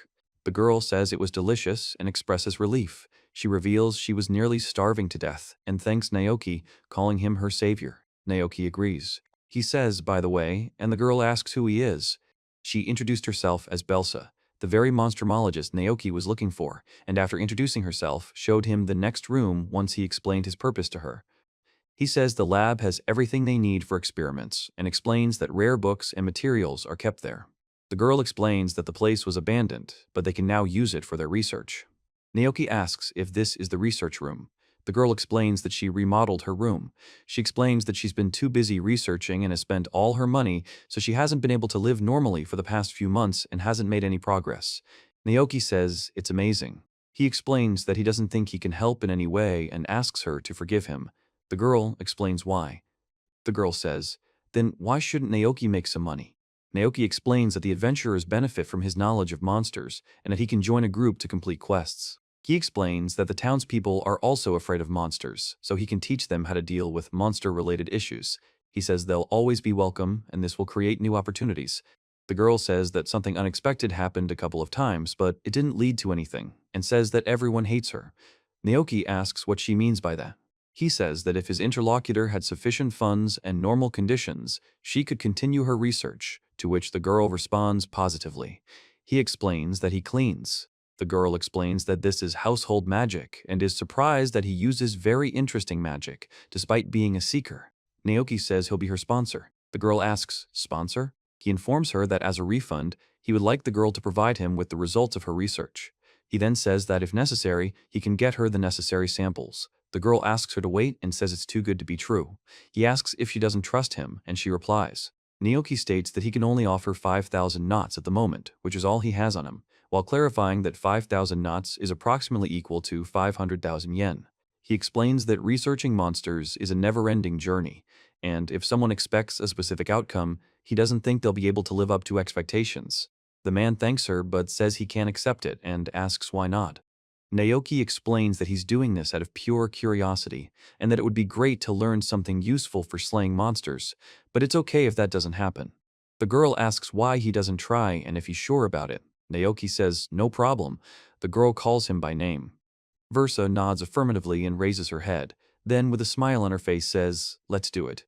Naoki announces that it is nighttime and then explains that it is evening and people are starting to go home. He says that you can see the sunrise in this place and that it's very beautiful. He explains that this is one of his favorite places to reflect. Naoki announced that a new day had dawned and new beginnings awaited them. The girl explained that Versa would be conducting research and experiments on monsters, and she would be the one conducting them, and would also be taking on cooking duties. He explains that the book describes how to use poison to paralyze monsters and says that the poison can be obtained from beetles. The man explains that the beetles they see are the ones from which the poison can be obtained. He says that the poison acts quickly and effectively and warns that they need to be careful when using it. The girl says she's very glad Naoki came. Naoki says he'll cook something delicious. Naoki says he'll succeed. He announces that the bread and salads are ready. The girl explains that she's prepared a lot of delicious food and suggests they start eating. Naoki asks what inspired the other man to become a monstromologist, and says he's amazed at how easily he can handle monster carcasses. The other man explains that it's partly because he's always been fascinated by monsters since he was a child, but it's also because of an event that happened long ago. The woman says there was a time when she was very unhappy and did nothing at all because she didn't care about anything. She reports that one day a man approached her and asked why she didn't start researching monsters and try to become a scientist, after which he encouraged her to inherit. The woman says the current lord seems like a good person, and Naoki agrees. The woman says it's time to continue the experiment, and Naoki responds positively. The man reports that they have a report from spies. Text blocks point to the city center and the lord's mansion. The man reports that Versa has been visited by a stranger for the past few days. His name is Komuro Naoki, and thanks to his help, Versa's research has resumed. The man says he should have just let her die and orders Versa and the man brought to him. The other man says he will obey. Naoki says they've done a good job today and will see her tomorrow, but he also notes that it doesn't matter what they do with her research. The man tells her to go at night and avoid being seen and to burn everything there. He reports that it is always light in this city, even at night, and explains that the sun never sets completely. The woman yells at Naoki to wake up and tells him they're in trouble, and Naoki explains he doesn't understand what all the panic is about so early in the morning. The man lies in bed. The girl talks about Versa's house. He is silent. Then he tells A. He orders him to stand still. Naoki states his name. The man says Naoki has been arrested for treason. He says that if the other person hadn't interfered, they wouldn't have had to burn down the house and kidnap Versa. He repeats the possibility of non-intervention. The girl reports that Versa was kidnapped. Naoki says he doesn't understand what's happening. The man suddenly moves his hand. He tells you to move to the left. Naoki says he can't move and asks what's going on. He asks for an explanation. He says that they should go towards the market where they can find a lot of useful things, and explains that there are always a lot of people there, so there is no need to be afraid. Naoki says they're standing in front of Versa's house, and she asks if there's a crowd of people. Naoki says, "Excuse me," and asks to let them through. He runs towards a group of people. He and the girl look forward. He says what it is. The girl is silent. He says that he can't believe how they could. Naoki says they searched the wreckage but couldn't find Versa. The man explains they were in a hurry and quickly fled after kidnapping Versa, and judging by the way the guy was moving, it must have been Butler. Naoki asks if it was Butler. The man confirms. In the top right panel, a man explains that this is the name of the Lord's butler, who was the first champion in the arena, and even if they wanted to stop him, they couldn't. In the top left panel, he says, "Huh?" In the bottom right panel, he thinks everyone in town hates the girl. Naoki says he can't understand why someone wouldn't want to go to war. The man explains that he doesn't want to die for a country that doesn't protect him. He says that Versa still worries about what happened 5 years ago and that they were terribly immature back then. Then he asks what exactly that means. The woman says the gate is open and should be here. The man says to stay put and that no one enters without permission. The text says this is the Lord's mansion. Naoki reports that there have been no incidents in the area and suggests checking other locations. The man explains that they need to be careful and stay alert. He says that by butler they probably meant this guy. The man explains that they must be butlers and that he's heard a lot about them, and also says that they're said to be very good. He notices that she's very excited and says, Naoki says he heard Versa is there and asks him to wait. The man explains he can't answer that question. The man warns that if Naoki crosses that line without his permission, he'll be treated like a thief. The man says he'll be forced to destroy them. He says the man is trying to provoke them, explains that he told them to stay away but left the gate open. The man says the guy is getting on his nerves, and in that case, he'll have to do it himself. The man grips two swords tightly. Naoki stands and watches as one of the swords flies towards him. He says he'll take care of the guy, and the girl thanks Ale. Ale explains that the guy didn't react to his attack at all, and it seems the only thing that will hinder him is the girl. He ponders the detection skill while standing in front of the large doors. Naoki reports that there are many people in the mansion and explains that ill-wishers were probably waiting for them. In the room adjacent to the hall on the first floor, there are two people, possibly Versa and Laura. These people are here to guard them. Versa explains that, unfortunately, this guy won't be coming back alive. Laura asks what. Versa says they were watching Versa the whole time, so they knew.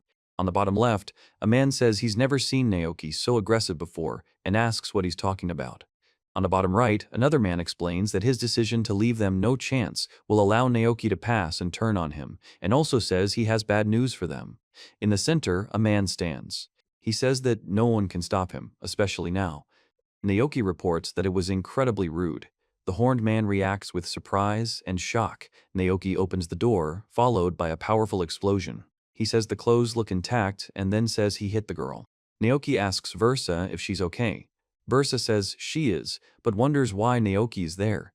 He reports that a fire broke out in his house, and when the girl came to, she was here and asked what she was doing there. He explains that they planned to kill Versa and him too, because if either of them had survived, their vile deeds would have been exposed, he tells. Naoki explains that this man is not who he claimed to be. He pushed the former lord into retirement and took advantage of Versa while she was vulnerable. The man explains that he encouraged the girl only to achieve his goal. The girl asks what the man is talking about and whether he is telling the truth. The man says he can't afford to lose this girl because she means everything to him. Naoki says he's not going to give up and will fight to the end. The man explains that if he lets the girl go, he'll lose everything he has. He says that if he can't win, he will die. The Lord has begun to reveal the truth, he says, and this should have been his plan all along, he explains, and now, bursting like a bubble. 5 years ago, after a volcanic eruption, lava reached the city, causing significant damage. At the time, Lord cared about his people and did everything he could to help the city recover, including using his own funds. It is reported that one day, caravans carrying supplies sent by the Lord to the people began to be attacked, leading to a scenario where the supplies sent by the Lord never reached their destination. Because of this, people lost faith in Versa's father, which forced him to leave his post and move to the village. The man stands, leaning forward. The woman says that the public's anger at that time didn't stop with the Lord and began to spread to his daughter Versa, and that the criticism directed at her intensified. She also explains that she thinks even worse could be said. Naoki asks why they supported him if they told him to become a monstromologist. The girl says he told her to become a monstromologist. He says that if the Lord's daughter had suddenly disappeared right after his resignation, people would have started to suspect him, and explains that the reason he suggested someone so young become a monstromologist was because he hoped some monster would finish her off, so that if a mon had killed her. Naoki explains that this girl is the daughter of a former lord, and at some point she would have tried to regain her position anyway. He thought she would finally die of starvation. Then Naoki explains that a stranger, in his person, then appears and begins to support the girl, so he decided to make a direct decision. He says that it is. Naoki says he can't believe it happened. The man says it's true. He says that this guy is nuts and says it's ridiculous that he's quite a coward for a lord and lived for 5 years waiting for Versa to die. The man yells at him to shut up. The girl says she wants to leave. The man says it's a good idea and offers to go with Versa. Naoki says they shouldn't think it's over. The man warns that resisting the Lord's will is treason and the entire kingdom will hunt them down. The man explains that. A man says he can't take it anymore and is going to leave. Another man says that if he leaves, things will end badly. Naoki says Versa. The man remains silent. He laughs and then asks if she was listening. The girl explains that she continued to believe the words he told her that day until now. The man says that it never even occurred to him that he might lie. The woman says that she is so naive, and if you put the word stupid in front of her name, it would be the perfect description of her personality. Naoki reports that his house and research have been completely destroyed by fire, and he has nothing left. The girl says she's lost everything. There is a glove on the hand. Naoki asks why the girl doesn't go with him. The girl calls him by his name, Naoki, and says this with surprise. Then the girl's hands are shown reaching for Naoki's. He says the girl is afraid to trust someone again. The girl says she's worried about what will happen if she trusts someone and they betray her. She explains that she has her own circumstances, and as a result, she's just starting out in this world. She started out with absolutely nothing, but now she's settled in, one way or another. She explains that during her journey, she had to. Naoki says he made what he thought was the best decision at the time and doesn't know if his advice will help. The girl suggests giving him a chance. He says he's right. Versa raises her head and, without hesitation, says that she wants to go with him and asks him to take her with him. Naoki says of course. A week later, on the day of departure, he reports that they have arrived at port. He explains that, at his request, Borak found a small but inexpensive boat, and his subordinates inspected it to ensure it was fit for sea travel. Naoki reports that Versa was mistaken in her judgment, that she is still disliked, and that the townspeople regretted their unfounded anger. The man introduces Naoki-sama and Lord Kamuro. Naoki thanks everyone and addresses the people. The girl and Naoki agree and say it's time to... A man on a ship wishes for a fair wind. He and an older man watch the ship depart. A bearded man and a woman with a braid smile, and 2 young men wave goodbye. The top right says that several days have passed. The center right says that this isn't something that needs to be destroyed. The bottom right says Naoki says, oh. The top left says that they arrived on a certain island. At the top right, it is stated that the name of the man chosen by God to pass on to the other world after death is Komuro-an. Below, on the right, he greets by raising his hand. Thanks to this, he was able to remain the same as he was, and continues to fight pests. In his second life in the New World, after crossing the ocean, a new adventure awaited them on an island full of dense forests. The island was as teeming with life as it was unique.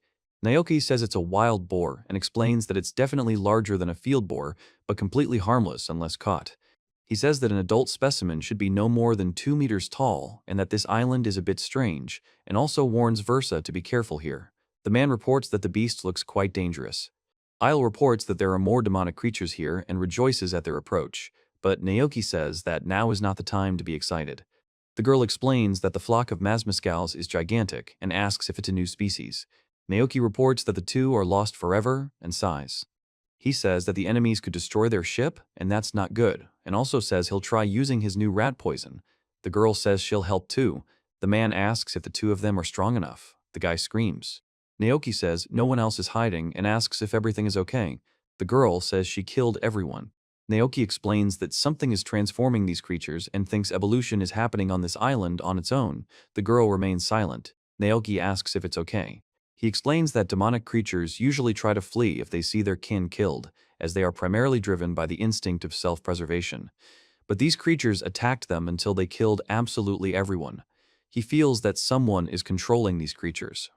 The girl says that if they go back to where everyone came from, they can uncover the island's secret. She says she'll be back soon. Naoki explains that the girl seems a little distracted from the events at the seaport and now seems much more cheerful. The boy tries to stop her. The girl says it's too dangerous and she'll go first, ordering them to stay behind. He's holding a child in his arms, who asks him to let him go and says he doesn't want to.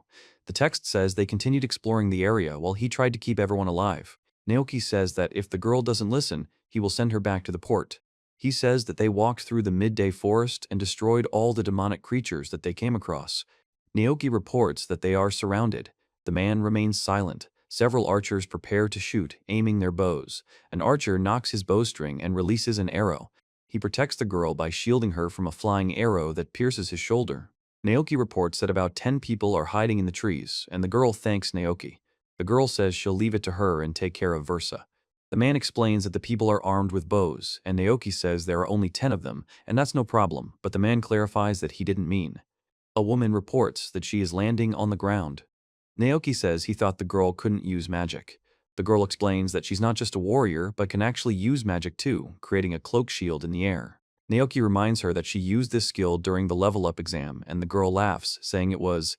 He says that Warrior Mage Ale will be back soon, and she says okay. Then Warrior Mage Ale quickly runs away. Naoki says he'll take care of it now. Naoki and the girl take cover from the explosion. The woman says she's not going to give up. The masked man responds to her words. Then, sounds of movement are heard in the forest. The man is walking through the forest while two other men watch from behind a tree. Naoki says they fall from the trees like nuts, and sounds of effort and tension can be heard nearby. He thanks Isle. Eel runs away, and he and the girl stand nearby. The girl says yes. Naoki asks if they're dating to avoid awkward situations in the future, and the girl is surprised. Naoki says he doesn't think such a development is even possible, and the girl exclaims. The man asks her to leave, explaining that these guys are really strong. The guy tells her to follow them into the backyard. The girl asks if it's the master. He explains that these guys are ghosts and asks if that means they're demonic creatures too. The man says yes, but this is the first time he's seen ghosts use human weapons. Naoki reports that it's quite normal inside. He then asks what it is and wonders if it's a calendar. He reports that and asks, Naoki says there's a well there and asks what kind of place it is and who lives there. Then Naoki reacts to a sudden fall or blow from above. He says it hurts. The man is silent. The man falls to the ground. Naoki says, not to say he's from another world. Naoki says he's from another world. The man asks how he knew. Arcus says he's glad he's here and reveals that he's also from another world like him. Naoki reports an unprecedented tension in his chest. The man says it's a familiar aura around the first person from another world Naoki encounters. The right panel shows Marquez's house. The center panel states that it's been quite interesting so far. In the left panel, he says that Versa is a very capable monster, and Versa thanks Marquez. The girl explains that the dungeon should be classified as an automatic monster generator. The man says Naoki spends a lot of time studying. Naoki says he's sorry to interrupt the conversation, but he can't quite grasp the gist of it due to the amount of jargon associated with dungeons and dungeon cores. He says he didn't understand what they were talking about from the start. The girl says she doesn't think it will help and explains that she already told him everything. He laughs and says that's not true. The guy calls out to him. Naoki explains that dungeons aren't just caves filled with demonic creatures. The girl explains that dungeons are created through clusters of subspaces. The man asks Naoki if he understands this, to which Naoki replies that he does. He says that even Isle understood and asked them not to object. Isle reports that she seemed to be sitting quietly and listening to them, pointing to the right place. Naoki says it's great that she fell asleep. He says that Versa has only just started accompanying him on his journey, so they know little about it yet, and in the end, it's just them. The man laughs and says that they are very close. The girl asks what kind of complacency this is. He replies that it's better to see once than to hear 100 times, and turns. The man says they need to visit the dungeon and discuss travelers from other worlds. Naoki and the girl listen to him in surprise. The woman says it's the entrance to the next room, so there's no need to go anywhere. He says it. The man grips the door handle. He says it's this. The landscape is like something out of a vision, an endless blue sky that tirelessly captures the horizon, and a scorching sun radiating. The girl says it's the first time she's seen such demonic creatures. The hooded girl exclaims, ouch. Naoki says it's completely different from the Red Dragon's cave they were in. Marquez explains that the dungeon is a space completely isolated from the rest of the world. He says that this dungeon is a generated subspace. The man exclaims that he doesn't understand what it is. Marquez says that he continues to teach them in the vast retreats. Naoki says he'll explain a few things while they're walking. The girl says she'll get out her diary. The man says demonic creatures don't usually come here, so there's no need to rush. The guy urges Naoki to hurry. Naoki remembers that he doesn't remember any of his old social media accounts. He explains that he vaguely imagined the dungeon to be somewhere in a cave or underground, but it seems dungeons are closely associated with demonic creatures. The diary explains it this way. Naoki explains that the dungeon core is located at the bottom of the dungeon and is the source of everything, creating demonic creatures as well as their status in the hierarchy and governing the dungeon's environment. Naoki explains this using examples of the desert, rooms, and the Arctic. Naoki explains. He says it looks like a car engine. The man explains that the dungeon's core is a huge magical stone that acts as the dungeon's power source. He explains that the magical stone requires mana stones, which are found inside demonic creatures to function, and that he extracts these stones. Naoki explains that all demonic creatures contain mana stones and asks if this is unknown. The man asks how this is possible. Naoki explains that it's possible to distinguish demons from humans using a detection skill that allows one to detect mana stones within the bodies of demonic creatures. He says, Marcus-san. The man asks what Versa is. He explains that Versa is a very important book for him, written by his mentor, Lisa. Naoki says that one of his mentor's colleagues described the demonic beasts as follows. At first, the demonic beasts created by the core have no shell, but after swallowing a significant amount of things, the demonic beasts can materialize. The man in the top right says that Hu has probably done his research. The girl explains that her mentor is a leading expert in the study of demonic beasts. She explains that she believes the pack of mass mescals they encountered in the forest escaped from Marquez-san, who released. The man says that Naoki understands everything. Naoki explains that it's precisely at the moment when he completely loses track of what's happening that Sensei surprises him with this. Naoki says that later he'll ask Versa to explain everything he doesn't understand. He says that Versa seems unable to move because of the heat. Versa reports that it is so hot that she cannot move. He notices that Versa has been agitated ever since. The man says the boys can go back if they're not hungry yet. Naoki asks why. Ai says he'll stay here for a while if that's okay. He says he wants to test his power on demonic creatures and allows you to kill as many as you wish. Isle addresses him and he responds. Isle shows him a couple of items for additional protection and explains that they're not like his, so they're not perfect, but they should protect against unwanted injury. The girl asks what suddenly happened to Naoki. Naoki explains that he's not entirely sure. The girl says that it's clear. After Versa has cooled down, he reveals that he and Marquez are heading back to the house, and also reveals that there appears to be a tea plantation in the well. Naoki says he's surprised. He then climbs the stairs. After that, Naoki approaches the well. He reports that this place was a little smaller than a desert, but at the same time it was the true embodiment of tranquility. Naoki says it's a peaceful place and asks Marquez if this is his job too. Marquez says he's been alive for 300 years and has had a lot of free time, then explains that he was summoned to defeat the Demon King, though he didn't mention it. Naoki is surprised that Marquez is already over 300. Marker says he was summoned to this world to form a party and defeat the Demon King. From the start, he was very strong and loved his comrade, Elf. He trained as a tank, always taking skills only from the defense and resistance trees. His skill distribution method was similar to mine.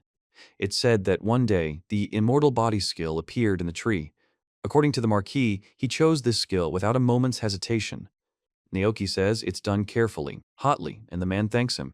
Naoki asks, to his own detriment. He is startled when he notices something falling next to him. He says it's hot, and expresses surprise. 3 boys shout to get away from their master. Naoki notices an arrow flying. One of the boys draws his bow and takes aim. The girl says she missed. The man explains that it wasn't an intruder, but his guest. He says that he really is immortal, and the girls ask for forgiveness, as they didn't know. The man says that despite all his lucid explanations, Naoki still hasn't gotten it, and, as an apology, he asks to make tea for the esteemed Naoki. Naoki says he'll wait a moment and drinks from the cup. He says the tea is disgusting and asks how someone can brew tea so badly. The man says that the tea brewers brew tea terribly. Naoki explains that Geist tailors are high-ranking, highly intelligent ghosts used for guard duty and other minor duties. The man tells Marquez that they seem very attached to him and asks if they are attached. The man says the people can go. He says they can't even make tea and laughs. The man says they're just magical creatures. Naoki says that he can't play baseball and that he's not on the team. The image has no text or characters, only the sound of the wind. Naoki says he came into this world with no idea of his purpose. The man explains that he travels through this world and works as an exterminator. The man says he's envious because everyone expected him to defeat the demon and explains that 300 years ago he was still young, though times were also difficult then. The man explains that now, looking back on those events, he feels like that time was the brightest. Naoki says it's all youth. The man asks if it's youth. The man says that time passes but memories of the past remain vivid. Then he suggests that perhaps the other person is right, since youth is spent with someone. The man laughs and says Naoki talks like an old man, and Naoki confirms this. The man turns to Naoki and asks what's wrong. Naoki reacts with surprise. The man advises not to let skills or status fool you, even if it means lowering your level. He says that skills and status make a person arrogant, and the man says that he realized this only when he lost his comrades, and that it doesn't matter how much stronger his body became. Naoki says this, and the man says he needed to make it stronger. He tells Marquez what he thinks will happen if his core is removed from the dungeon. Marquez explains that it will collapse, burying everything underneath it. The man says that at that moment he completely forgot who he was training for. Naoki says that as a fellow human from another world, the man has one request of him. The man explains that he had a bad feeling because he knew what he was going to say next. The man shouts, "Sir," and he replies, and he says, "Guide us, Taylor." The guy reports that the snow foxes have multiplied immeasurably on the level again, and Naoki asks what the noise is and what happened again. The man says, "Damn, again." The man confirms that he can be asked to exterminate the pests. He says that it is good. Naoki says that he has lived in this house since childhood and that this place is very dear to him. He says that it's about extermination. The girl asks if this happens in the polar zone. Naoki reports that the Marquis has requested a reduction in the snow fox population, which has become too numerous, and explains that if things remain as they are, the entire level's ecosystem will collapse. He asks what about his interlocutor. The girl says she'll go, of course, and the woman replies that she's out, doesn't want to freeze to death, and has plenty of books she'd like to read. He understands. The girl and he discuss going to the polar zone, and she'll have to put up with it, to which Naoki says he brought a bag of things. The girl says it's too heavy for him. The woman explains that he needs to write down what's in the bag. The man says that today they will go hunting monsters in the dungeon, and the girl says that then they need to prepare. Marquez tells Kez. Naoki tells Marquez. Marquez asks Naoki what is it. He informs them that they will have to destroy 500 snow foxes, and that this will take time, so he asks if the man would mind if they stayed with him for the time being. The man replies that he understands and, of course, doesn't mind. The man happily accepts Naoki and says he can stay as long as he wants, years or hundreds of years. Naoki explains that it won't be that long, and the man laughs and says that it was impolite of him. The man says to leave the cooking to him, he will cook a lot, he thanks him. Naoki says it's time to go and announces that his work in the dungeon has begun. The armored girl smiles and shows a clawed glove, and Naoki looks at her in surprise. The cloaked man reads a book and stares ahead. Naoki dons the skin of a large animal. The man says that if he falls, he will die, but if he doesn't fall, he will die. The man explains that he can't die because he won't fall. The man explains that he's talking about a headscarf and a t-shirt. Naoki and the girl react with surprise. He announces that the soup is ready, and tells that the vegetables are fresh and just picked. The woman says the bread is ready. The man explains that the dough has risen well. The woman says that the bread needs to be taken out of the oven. The man says that it's time to serve fresh bread. The man says to chop everything finely. Naoki says to stir it for now, and he'll add the seasoning later. The man replies that he'll obey. The woman asks if they're back and planning to leave right now, to which Naoki replies that they are. The man explains that after the Marquis is finished, the island's monsters were harvesting and carrying off the massively grown mushroom eaters, thanks to the gigantism effect of mushrooms at this level. He reports that everyone eats these mushroom eaters, which is why the monsters on the island are so huge. The woman asks if the fur is made from monster skins. Naoki replies that he met one along the way and thought the fur would be useful in the cold. Naoki says the fur is a bit heavy, but it's already warm, and the woman agrees. He explains that the thick hide retains heat well and masks human odor, and is also clean and enchanted with a magic circle. The man says that such a large bag can store anything except living creatures, and that he himself made a subspace in it. The man says he wouldn't be surprised if a war broke out over such a bag, and confirms that the item is indeed artifact level. Naoki explains that the man is exaggerating and says it's good that the bag is in his hands. The man declares that they're leaving. He says the weather in each zone is really different. The girl says the snowstorm is very strong and will blow them away. In the upper right corner, a man says the snow is knee-deep and he can't really see anything because of the blizzard, and in the next block, he explains that there is a solid silver world in that direction. In the center right, a man and woman call out to Naoki and say, "Look, Naoki, over there." Naoki confirms that. He says the house smells of smoke and stars and clouds are visible in the sky. He reports that dinner is set on the table with a variety of dishes and drinks. Isle says Naoki's had too much to drink. Isle yells that those damn snow foxes hide in the snow right away, cowards, and swears that she couldn't defeat a single one. Naoki explains that he has work tomorrow, and he's the only sober one here. Isle tells Naoki that he The girl says that today she will drink as much as she can, and the man says that he will not leave her alone either. He smiles. Naoki reveals that he has a request for a similar person from another world. He explains that he had a bad feeling, and it was probably the desire of the Marquis, burdened with the immortality skill, to take his life, but he says he's sorry, Marquez, but he can't fulfill your request. Naoki says he only trains his skills for his job. The man says that even if he found a skill that steals other people's abilities, he wouldn't use it. He says he can't help and asks for forgiveness. The man silently looks away. The man says that nothing is impossible in this world and explains that with enough effort, anything can be achieved. Naoki explains that he believes in the power of perseverance and is willing to go all the way to achieve his goals. He reports that after their conversation in the morning, a distance developed between them. Naoki says he can't get in because he forgot his keys and asks them to wait a bit. Then Naoki says he'll be back with the keys soon. He says he can't understand what's going on. Then he notices something and says, "Oh." After that, he goes to the door and hears a slamming sound. Naoki thanks the guys for their hard work. Naoki says it's nothing special, he just called them because he noticed something. The girl asks Naoki if he wanted anything. He says he's thinking of cooling off a bit in the tea field and asks if the other guy would like to join him. The man responds. The woman apologizes for dragging him along and says the owner told him to take care of the guests. Naoki understands this. The girls ask why they look like elves. He explains that he was just curious, and the ghosts he beat here had a normal human appearance. Naoki says that the gentleman said that he loves elves because they are the most beautiful and kind-hearted. The man makes a sound of surprise. He reports that the master told them a lot about the past. The girl asks about the past and asks for an example.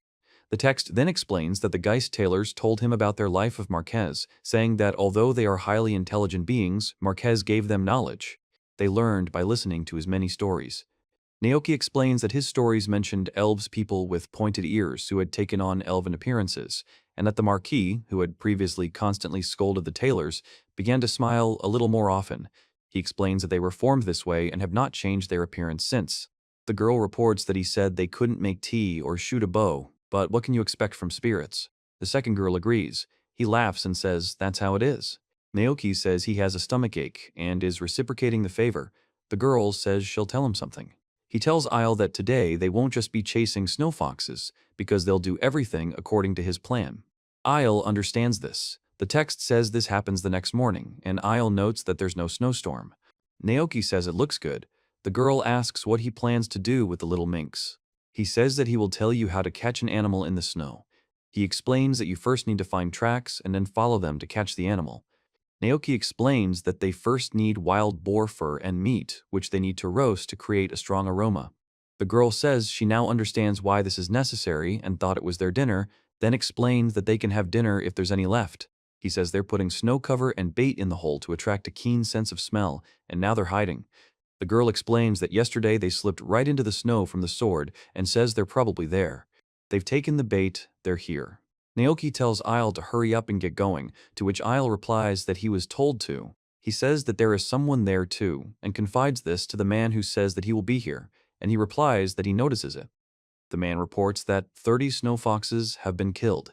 The man expresses admiration. The man, Naoki, and the girl raise their glasses and drink to victory. The woman says she is sleeping. The man explains he can't sleep, and he says he is tired and is going to go. Naoki says that if they can't win, they will die, but if they win, they can live. The girl reports 78 destroyed. He says the same number. The man reports 155 destroyed. He reports 320 destroyed. It is reported that 225 destroyed. Naoki reports that 460 have been destroyed. Naoki reports that 400 have been destroyed, while the man and girl in armor are sleeping. He reports that 500 have been destroyed. He says that they successfully completed the mission, finishing it in 20 days. He explains that Versa said she completed 2 studies. He reports that Eel and Marquez have thus become close drinking buddies. The image contains no text or speech, just a landscape with sun and trees. The woman thanks Marquez for taking care of them for so long, and the man replies that he hasn't had this much fun in a long time. Naoki receives a bag of money from the man and is surprised by how much money there is. The man explains that it's a reward for a mission, but Naoki declines, saying he has nowhere to spend it. The girl says that's how good it is, and tells him he lost the battle of refusal. The guy explains that he lost to his own greed. The girl asks him to stop jerking around. Naoki says that if he encounters an elven village on his journey, he wants him to find a girl named Sonia. The man explains that when elves die, their souls return to the world tree in their hometown, and thus they are reborn. He says, Marquez. The text says it's an elven girl. Naoki says he understands and will try. He reports that while the conversations with him were neutral, they never had a thorough discussion with Marquez. The man says, take care, and reports that he said goodbye to him with the same smile with which he greeted him. The man says goodbye. Naoki explains that he never found the right words for his great 300-year-old predecessor, who asked him to take his life, and explains that the once-in-a-lifetime meeting must end with this farewell. The woman says that if there are no problems, they can set off tomorrow. He explains that in that case they need to get ready and get some sleep. The man explains that he has already gathered everything he needs and is ready for the journey. The guy explains that he can't understand what's going on, and the girl asks what's wrong, Naoki. Naoki says he doesn't know what's going on. The girl and guy continue walking together, and Naoki stands to the side, silent. The woman says that no one has lived in this house for many years and that it belongs to her family. She explains that the house is on the edge of the village and that there used to be many similar houses here. The man says that he would like to inspect the inside of the house to understand why it is abandoned. The woman explains that everything inside is covered in dust. Naoki says, ah. The man replies, ah. Naoki says, ah again. The man replies, ah. Naoki and the man both say, ah at the same time. He shouts Marquez. The man with the mustache says Naki. Why? The sounds of rustling leaves. Naoki says that if he can't find a job, he'll have to return to his hometown. He explains that he doesn't want to go back because nothing has changed there and everything has remained the same. The man says it reminds him of the first time they had tea together and explains that he was trying to ask her to do something strange, which made things awkward. Naoki says that, to tell the truth, he was avoiding the interlocutor. The man laughs and says that he thought so, and Naoki laughs and asks if it is so noticeable. The man says he can't save them and is only pumping up his skills for his job. Naoki says that the person he was talking to was very insightful, and he was then thinking of escaping from his empty life, where there is nothing new. He reports that several months have passed since he emerged from the rubble of the dungeon collapse. He explains that he lost his comrades and returned to the city, where he learned that another brave man had defeated the Demon King. He explains that at that moment he realized that the immortality of knowledge is more important than imps. The man explains that time is merciless, and he's lost his enthusiasm, motivation, and deep pain. At some point, it dawned on him. He says all he has left is eternal loneliness. He says that if he tried to reach the outside world, perhaps something would change. The man says he took on something he shouldn't have, and even tried to make Naoki a murderer, then asks for forgiveness. Naoki listens silently. He tells Marquez that then he will say something too. The girl says Naoki is too slow, and Naoki asks her to forgive him. The man stands nearby and listens. The guy tells them that eavesdropping is a bad habit, and the man addresses them, calling them you. Naoki says he's not in the mood for tea, and asks if they want him to drink their tea. The man asks him to try it. The girl and Naoki ask the man. The man says they're stubborn, but agrees, pouring tea. The man drinks a drink and says he taught them every night. The girl and boy listen. The man says he said he'd teach them how to make tea, and that if they brew it well, they'll be happy. Naoki says his name. The man reports that the Marquis asked the guide stalkers why they had elven appearances. He explains that he thinks it's because he told them about the past. The man reports that when the guide stalkers assumed elven form, the Marquis smiled, and they were very. Naoki asks if they could become comrades. Naoki then explains that their old comrades won't be coming back, but they're no longer alone. The man says that the demons he was supposed to destroy before were his comrades, and calls it nonsense. The man explains that he spends his youth with someone. The man explains that if there's no rain, the crops will die, and then they'll starve. He explains that rain is life, and without it, nothing will grow. Naoki explains that rain isn't just water, but a blessing that provides the land and food. The man says, what a man he is. The man says the tea is delicious. The man drinks the tea. Naoki asks if the tea is delicious. The woman says it's terrible. The man invites them to sit down and asks what they're worth. The woman addresses the man, calling him sir. Naoki says that if they want to see him smile, they'll have to learn to make better tea. The woman says she'll be teaching them from now on. The man replies that he understands. The man explains that Kamuro has no mission and is not bound by any obligations. He's a human reincarnated from another world. The man advises drinking alcohol in moderation. The man explains that he's interesting, after all. The girl says thank you to Naoki. He says he doesn't understand what it is. It is reported that Naoki and his friends, upon returning to the ship, found something interesting. He remains silent, watching the wooden structure crumble under the weight of the enormous tail. The girl and boy stand nearby, also watching the scene. A boy in a tree watches the scene. The girl asks the man if they'll be okay. The man says he's not worried about Naoki. Naoki drinks from a cup. He reports that at work or in school, people somehow come together. Naoki explains that magical creatures, if their intelligence is comparable to a human's, can quite naturally develop relationships, like the guide stalkers with Marquez, for example. The girl says things are looking bad. Naoki laughs and asks why the girl is staring at something, if she's a sea creature. The water dragon explains that she's a 600-year-old dragon and that towing a ship the size of a grain of salt is a piece of cake for her. He explains that she somehow caught the scent of her boyfriend, the red dragon, and started following him. Naoki, a girl, and a woman see a destroyed ship and shout that it's theirs, asking what kind of monster is in front of them. The woman says it's a blue dragon. The girl says it's trying to say something, and Naoki asks what they should do and whether they should fight. A girl demands to know how to understand a guy's scent. A man asks, sorry. A dragon shouts that he smells like her boyfriend. Naoki reports that the water dragon followed the scent of the magic stone the red dragon gave them, and explains that she fell head over heels in love with it. He didn't know dragons could fall in love too. Naoki explains that the red dragon stone was like that, and adds that because the red dragon, the wyvern's natural enemy, slept constantly instead of hunting, the wyverns were constantly attacking nearby villages and traveling merchants. He says it's rather stupid to leave the house so late, but he'll go eat the wyverns, the man exclaimed. Naoki says that every time he goes outside there's a fuss and it's a hassle, and also says that dragons are actually supposed to be feared. Naoki suggests that instead of sleeping all the time, they go traveling. The man announces his return. The dragon explains that dragons are very territorial creatures, and other dragons won't like it, and he says he's an adventurer and is talking to him, asking if the dragon thinks others will listen to him. The dragon advises him to ask adventurers, he reports. Naoki says that he will feel at ease knowing he has a friend in the outside world, adding that nothing can be faked, and then offers to take the package. The woman explains that it's a communication pouch that allows them to communicate with each other using magical power, even when they're far apart, and calls it a handy thing. He says he'd rather return the stone, but the dragon asks to take it so he can communicate with other dragons. He agrees. The dragon says, see you later, but Naoki just asks not to come to his house. They are reportedly heading to a new city with a huge water dragon, and they are currently sailing on the sea. He says, wow, and the girl says how fast they are sailing. The red dragon says he's already 600 years old and asks if he can lay eggs properly.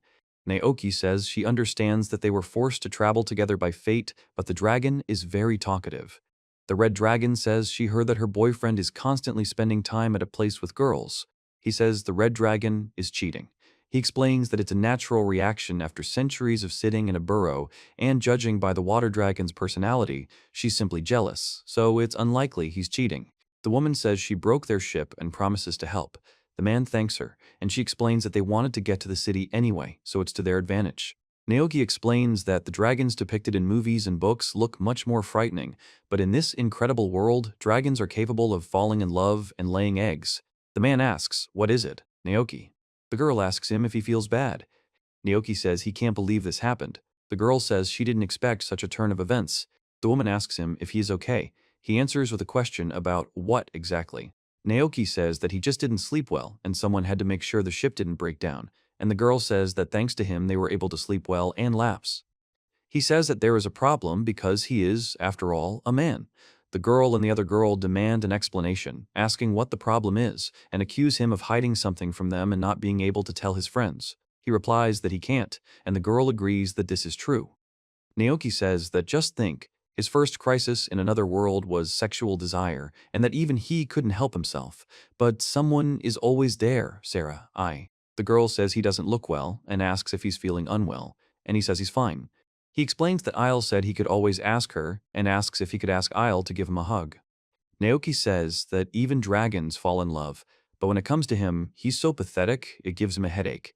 He then reveals that if the water dragon is right, the red dragon isn't so simple. He stops hiccuping and sits up, and the girl addresses him by name. He says that the red dragon just stopped hiccuping and immediately became interested in the girls in the city, even involving him in their affairs, and asks to show him a place with girls. The man names the water dragon and asks if the red one. Naoki says, let's have a heart-to-heart talk, and the dragon says he likes Naoki's idea. Naoki orders them to hold on tight and calls the water dragon forward. He is silent. Naoki reports that the water dragon told him this city is called Korea, though it's very quiet now. He explains that upon arriving, he was surprised by the water dragon's transformation into a beautiful girl through humanization magic, and that despite her intense anger toward the red dragon, he didn't care. He says there is a red dragon ahead, the girl is glad that he is nearby. He gave her the skin of a snow fox. Naoki tells him to stop. The girl says she also wants to go with the red dragon. The top right text states that this is the black dragon's home.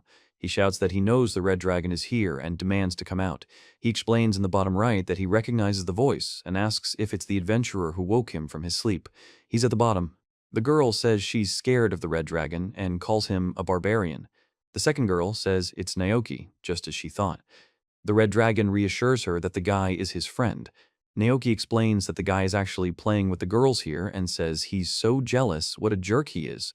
He says he came to check if the girl is cheating. The girl screams away. The man says, surprised, and asks what a water dragon is doing here. Naoki tells him to go to the backyard and explain everything in detail. The man says he understands and asks not to pull his ear, adding that it hurts. The man clutches his head. The sound of a blow. The girl asks him if he's okay and what happened. He says he's calming down. The guy says everything's quiet. Naoki says it's just a simple lover's quarrel and hopes they can work it out soon, then announces they're done. The girl asks him to wait, says she wants to stay here a little longer, and explains that there are apparently dragons here in human form, which she finds very interesting. He says he came down to see what all the fuss was about, and explains that people rarely come into their establishment. The man asks, "Black dragon?" The girls and the man confirm that it is the black dragon. The woman says she came to check and can't believe she's being cheated on, to which Naoki counters that he's not the kind of dragon who can be satisfied with just one woman. Naoki says he understands the situation and allows them to go, and the two girls confirm that they understand. The girl says he orders the other dragons around, making him the boss, and the boy says he senses some kind of powerful aura. The man explains that his name was He and that he's human. Naoki says they'll go then. The man says he heard about Naoki from the red dragon, that he's an adventurer who also does cleaning and pest control. Naoki explains that it's because he's an exterminator. The man offers Naoki a quest from them. Naoki asks. The man says that if the other person simply wants to see what he's capable of, he's not interested. He says he's a little curious and asks if it's true that the man possesses the power the red dragon has been telling others about. Naoki says he'll find out about the power himself and asks not to worry. The man asks if he'll find out. Naoki explains this with a expression. The man reacts to this with a surprised look. He says it's incredible that he's capable of this. A sign appears with Kamuro's name and level 91. The man explains that it's clear the other man is very different from the other adventurers. Naoki first apologizes for the inconvenience caused by the red dragon and the water dragon, and the man replies that he should apologize as he barged in so unceremoniously.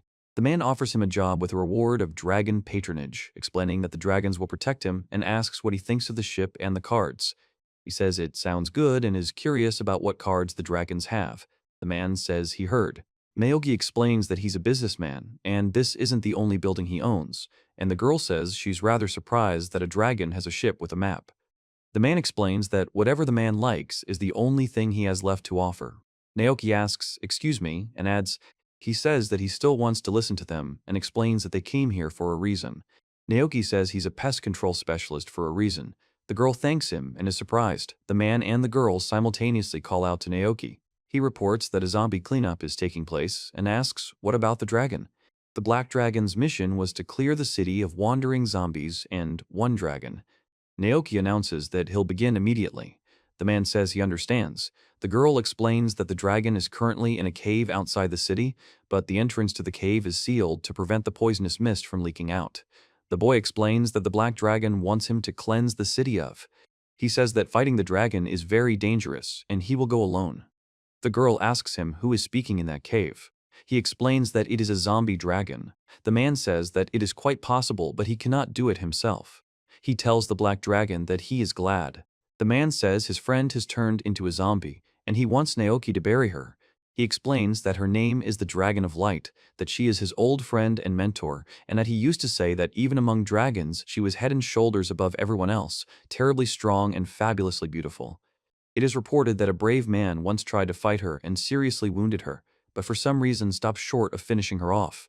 It was because of this wound that she became a zombie. Naoki reports that she began emitting a toxic mist that affected the people around her, turning the place into a dead city teeming with zombies.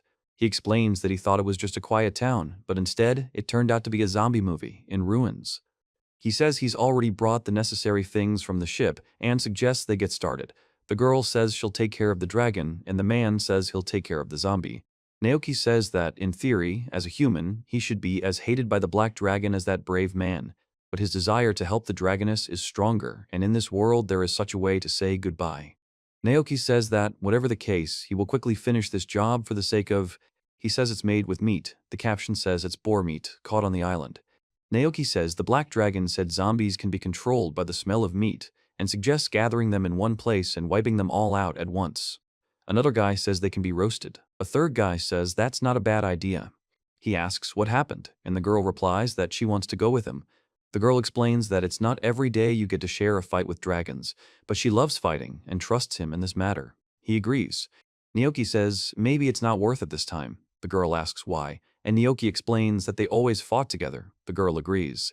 Naoki explains that the Dragoness of Light is terribly strong. He says that this time there will be poisonous gas, and asks what if it gets on your skin and turns you into a zombie, which is terrible. The girl calls him by name and asks if he really… Isle turns and tells Naoki that she'll go no matter what he says. Naoki asks if he did anything to anger Isle or hurt her pride. Isle answers the call. He explains that he understands and that the other guy will follow all his instructions. The girl says, of course. He explains that this combat junkie just wants to fight. The man makes a sound expressing surprise or confusion. Naoki explains that restoration potions cause zombie tissue to disintegrate, and he'll teach Versa how to make and use them. Versa thanks Naoki. The man tells Isla that she can't go there dressed like that, to which Isla replies that she understands. He then informs her that they've quickly completed all the preparations and the show early in the morning at the cave. Naoki says that they came here and everything is just as he said. He says that there is a cave inside the hill and explains that in the heart of the hill there is a zombie dragon, the Dragon of Light. The man asks if Naoki will break down the entrance, to which Naoki replies that he wouldn't do that. Naoki explains that he uses sprays and atomizers in his work and is well aware of the risks, as wind can spread toxic gas over vast distances. The man asks what they will do. He says there is an idea to make everything quick and easy. The man says that dragons want stability in this world, and she certainly wants to be killed already. The man says he's counting on Naoki. The man explains that the zombie dragon is right below them, and they'll pull her out, asking if the girl is ready. The girl says she's always ready. Naoki says, let's go. He reports that he sees how they have also started. The man reports that there are more medicines than he thought, and asks if they will be enough. Naoki and the girl prepare for battle as rocks fly around them. Naoki reports seeing a huge silhouette in the cave filled with purple smoke. He reports that the red dragon wasn't small either, but she was even bigger and simply huge. The man says they'll be able to strike first. The girl asks if she's noticed them, and the man warns her not to hesitate. Naoki reports that it was an attack capable of destroying everything around it, and explains that the monster, despite its wounds, continues to fight. He reports that the op. He reports that the op. He reports that the o. He reports that the ob. He reports that the op. Naoki reports that her neck is thicker than a blade and warns Isle to retreat as poison is about to hit. Isle explains that he's spraying a restoration potion. The top panel depicts a wounded creature, and Naoki says that she's still alive. He says it's air-walking magic. The man jumps toward a huge dragon with its mouth open. The girl watches what's happening. Naoki reports that he cut off the head, chopping it in one place, and Isle says there was no need to worry about her after all. The man explains that their restoration potion worked, and they finished everything, dealing with both the dragoness and the poisonous mist. The man tells the black dragon to take the magic stone that was in the body of the Dragoness of Light as her parting gift, and he and the girl agree to go together. Naoki stands with his weapon in hand and looks forward, while to his right the open mouth of a monster makes loud sounds. He says it's time for them to go too. The girl calls him by name. He responds with a question. The girl says she's preparing to become a comrade in arms, and the guy asks what she's talking about. The girl explains that he probably considered her a burden, and the guy asks him not to be surprised. The girl explains that when she said she wanted to stay in Marchesa's dungeon to fight the huge monsters, Naoki gave her sturdy clothes. She explains that with each passing day, they fight monsters that are stronger than ever, and perhaps one day she will become a burden to him. He says that his interlocutor has excellent military instincts, but they're a bit lacking. The girl says that she's confident in something. Naoki says he never once thought the girl was a burden. The girl explains that he didn't think that way. She was worried about herself. Naoki explains that where he comes from is very safe and peaceful. The man reports that they are terribly worried there whenever a bruise or a broken bone occurs. The man says that it still terrifies him when he hears people calmly talk about some adventurers who went into the forest and were killed by goblins. The man explains that if it's because of him that a girl. Naoki remains silent. The girl says that he was stupid to worry about it and that she was mistaken. He says that Isle was downhearted yesterday and asks if she was angry then. Isle explains that she was annoyed because she wasn't seen as a worthy comrade in arms. He says that's how it is. Naoki says they've misunderstood. The girl explains that she's a warrior and enters the battle of her own free will, and even if she dies, it will be her own responsibility. She also says Naoki has no reason to worry. Naoki adds that he wants to tell her that. He says he understands. The girl says great, then she offers to go, to which he agrees. The text explains that they are, after all, from different worlds. Naoki says it's possible, but the girl warns him to be careful. He laughs and says it's funny. The girl listens to him silently. Naoki sounds puzzled. Versa announces that they've arrived, is glad to see Naoki, and asks how he's doing with the zombies. He says that it is something incomprehensible, and screams and scary figures are erupting from the swamp or mud. Naoki says Versa is a good man, and the girl says she ran out of potion, so she took some meat, threw it into the water, and lured the zombies into the sea, after which they all drowned. The next day, Naoki is about to set sail, and the man asks if he's already sailing, and Naoki replies, the Black Dragon gave a map and a free ship to that city as a reward. He says that if heaven wills, they will see each other, and the other man says that he has the dragon's protection. Then, he orders them to sail. The girl apologizes for ruining the sweet revenge, but says she has an important conversation with Naoki. The boy asks Naoki why he's suddenly so serious.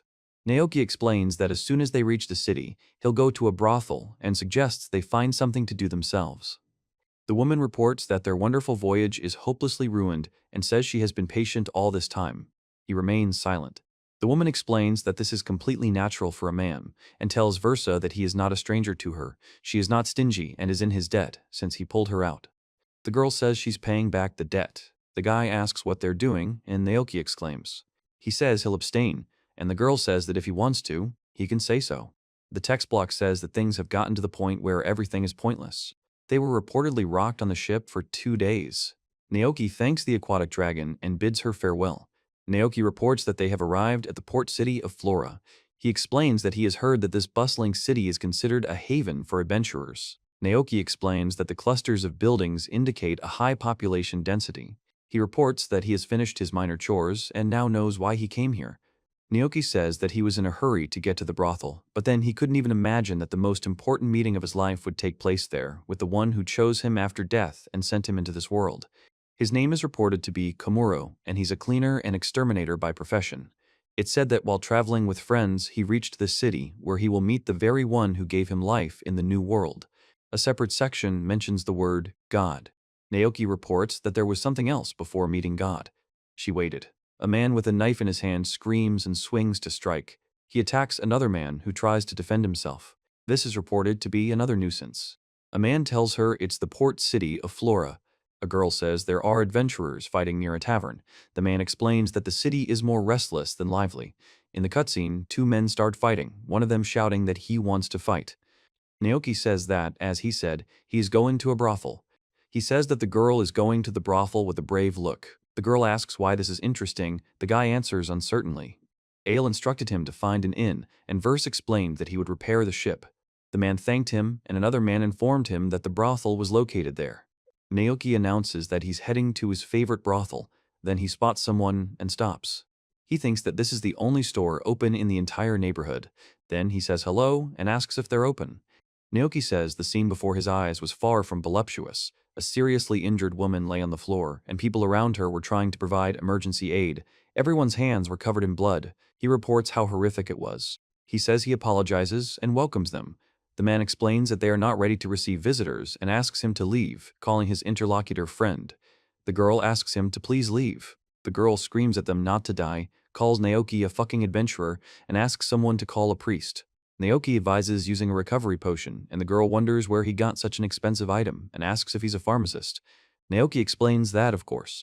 He says that this is the purest potion and that he made it himself, so there is no need to worry about money. The girl says the wound has disappeared and Naoki says the wound has healed, but a scar will remain. He reports that the torso and limbs are also affected, and here too, the man explains that he'll try not to cut the skin and scrape off the scar, then add more potion. The man says, "Wait a minute," and shows a knife.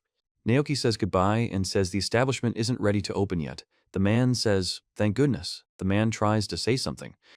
The girl thanks him for saving her friend and offers to thank him in return. He asks if there's a place nearby where they can have some privacy. The girl is surprised and asks what exactly he means. He says wherever he goes. The girl says Naoki went to the brothel to pick up a woman and suggests they go for a private getaway behind that hill. Naoki reacts with surprise, and the girl gives him some underwear and says that at least this is her thanks, to which Naoki replies, "Thank you," a little embarrassed. Melia says to play with them as much as you want, and says that she is Melia and who is the interlocutor. Naoki talks to Komuro. Naoki says he was also given underwear, but agrees. Naoki explains that on a hill outside the city are the ruins of a church where no one can enter without causing trouble. He says he received a good item. The man explains that it's true, how to use it, and reflects on it. Naoki says he'll try it on. The man lifts his foot, preparing to put on the shoe. The girl asks him what he is doing. Naoki yells, pointing at the girl, who asks what he'll be. The girl reminds Naoki that he's forgotten her, Mr. Komuro, and he replies that they're probably meeting for the first time. The girl explains that sometimes she answers yes, sometimes no, and says that Naoki asked if she was there. He says, "You're here." The woman is silent. He reacts to this. Naoki asks, "Are you here?" and notices that the other person has remembered. God informs him that it is he. He says he is very pleased and adds a sound of agreement. The girl reports that she sees that he is not surprised. Naoki says he sees another character has settled into this world. The man says he's been seeing nothing but strange things lately and has probably gotten used to them. Naoki asks what his business is, and the girl says she's come to bestow a divine revelation. The man clarifies what that revelation is. He says things are bad because a strange guy is approaching them. The man answers with a question. Then there's a powerful explosion or impact on the ground. Below, the man looks forward with a grin. The man laughs and tells the god not to jump away. Naoki scratches his head in surprise. The girl screams, asking why Chernobog has come. The man explains that he has business. He says that things are moving too fast and asks them to wait. Komuro asks what he's holding. He notices the object and starts talking, and Komuro awkwardly tries to explain. Naoki says that the conversation is quite complex and important, and he does not understand everything, but from what he caught, he reports. The girl explains that it would be more correct to say revelation, but she doesn't mind if he accepts it as work. He says that God has a request for him and asks what exactly they want to ask of him. The girl says that before explaining, she'll show the planet's state. She demonstrates the planet, which begins to emit a bright light. Naoki explains that Earth is just a tiny dot in a vast universe, and explains that despite this, it is home to all living things. He says it's a world map or some kind of hologram. The man explains that this planet is spherical, but is currently divided into northern and southern hemispheres, with the northern one being blue, like Earth, and the southern one being pale, like the moon. Naoki explains that Irene told him about this world before. The man tells Naoki to take a closer look and adds that in the northern hemisphere there are the splashes, which are spreading wastelands. Naoki explains that everything happens because heroes and spirits do what they please. He says he needs help and asks what those glowing spots in the southern hemisphere are. The man notices the glowing objects and makes a sound of surprise. Naoki explains that these are mana accumulations that have made magic impossible to use in the southern hemisphere. He explains that mana is the source of life energy for plants and monsters, and that it is also food for many monsters, and that mana is something like hydrogen and oxygen for humans. Naoki explains that. He explains that 1,000 years ago, a subordinate of their god, the spirit of space, arbitrarily created a wall, and their god still hasn't fired him. The man says that this is the work of a subordinate of their god, the spirit of space. The girl says that he disobeys the god. The man calls. Naoki says they'll plant plants in the mana clusters. He suggests, for example, releasing slimes and letting them reproduce by dividing, so that pollen and mana will spread throughout the continent. The girl says what it means to use plants and monsters, and he says that it's a good idea. At the top right, it's reported that Chernobog said he'd go try it right away and disappeared into the sky. At the bottom right, a girl says he's as restless as ever, and Naoki laughs. Naoki explains that they ended with the fact that in the northern hemisphere, heroes and spirits are doing things that he says that heroes have nothing to do with level and no one appoints them, turning to Komura. Komura asks what a spirit is. He explains that a spirit blesses a person and makes them a hero. Naoki explains that a person receives a blessing from a spirit and becomes a hero, and this blessing grants new powers, while the original powers are further strengthened. Naoki explains that an adventurer receives a blessing from a spirit, which leads to their transformation into a hero with enhanced abilities. The girl reports that the spirits have stopped obeying her when she communicates her will to them. She explains that they also said that the spirits cause problems because they do whatever they want, and asks if it wouldn't be easier to deal with it himself. He says he wants Komuro to carry out the purge of heroes. The girl. Naoki asks if he needs to clear out the heroes. The girl explains that she wants him to clear out the vast number of heroes scattered throughout the world. Naoki asks for a moment's notice and tries to clarify, meaning, he says that he is ordered to kill people and asks if he should do it, mentioning heroes and spirits scattered throughout the world. The girl says it's impossible to refuse, as it's a divine revelation. Naoki asks how to cleanse it. Naoki explains that if you deal with the spirit, you'll cease to be a hero, and the choice is yours. Naoki makes it clear. He says he understood. Naoki says he accepts the assignment. He says that clearing the world of heroes is a very troublesome task that he is given. The girl asks Naoki if he understands the gist. Naoki explains that it's something about gods, heroes, and spirits. Naoki explains that his imagination can't grasp it from start to finish, and he didn't expect any other reaction from the time traveler. Naoki reveals that he has an idea about something more likely. In the city of Flora, at the Merchants Guild, he tells a woman to go to the window and check whether the application correctly states that the work is related to cleaning and pest control. He confirms this. Naoki says he wants to start a company. The girl explains that he created the company to expand his business. The text explains that the action takes place in a hotel. He says that along the way, people will flock to them, and the girl says that this is not work in a brothel. Naoki says that if he randomly searches for heroes all over the hemisphere, he'll waste time. In the upper right section, he explains that with the company, he'll increase the number of personnel he will send to every corner of the world, then they will have an information network, and finding heroes will be easy. In the left section, the man explains that the guild told him that in order to start a new venture, he needs to enlist the support of someone already running it. Naoki reports that he went to ask the owner of that brothel and gave him some recovery potions. He also says that the owner was grateful to him for saving his employee and helping him out, and also says that it was a pleasure. We need to define our goals. First, to clear the world of heroes. Second, what he should do as CEO. First, the spirit and the hero report a purge of heroes. The man explains that God said that action can be taken against the spirit as well. He just needs proof that the hero has lost his power. Naoki says he doesn't have a single idea yet about what his main method of action will be, but he will act. He says he doesn't mind if they are together. The girl explains that they can be together, and the guy says that's great. He looks away. Naoki says the heroes are strong, after all, and if he says he's come to get rid of them, no one will stand still, which is why he envisions a bloodbath. The man says he doesn't understand what kind of people he should gather. Naoki responds to the appeal. He says he's a researcher, and the girl explains that she'll be the deputy general director. Naoki says he doesn't understand what they're talking about. The woman says they want to hire him at the company and have even appropriated his positions. The man explains that she's stronger with him by her side and asks her not to underestimate the former Hickens, saying she won't be able to live alone after he rescued her. He says, yeah. Naoki says he needs people, and Ale and Versa will be useful to him on his way. He reports that Isle said not to worry. He explains that he understands and asks for mercy. The man says yes.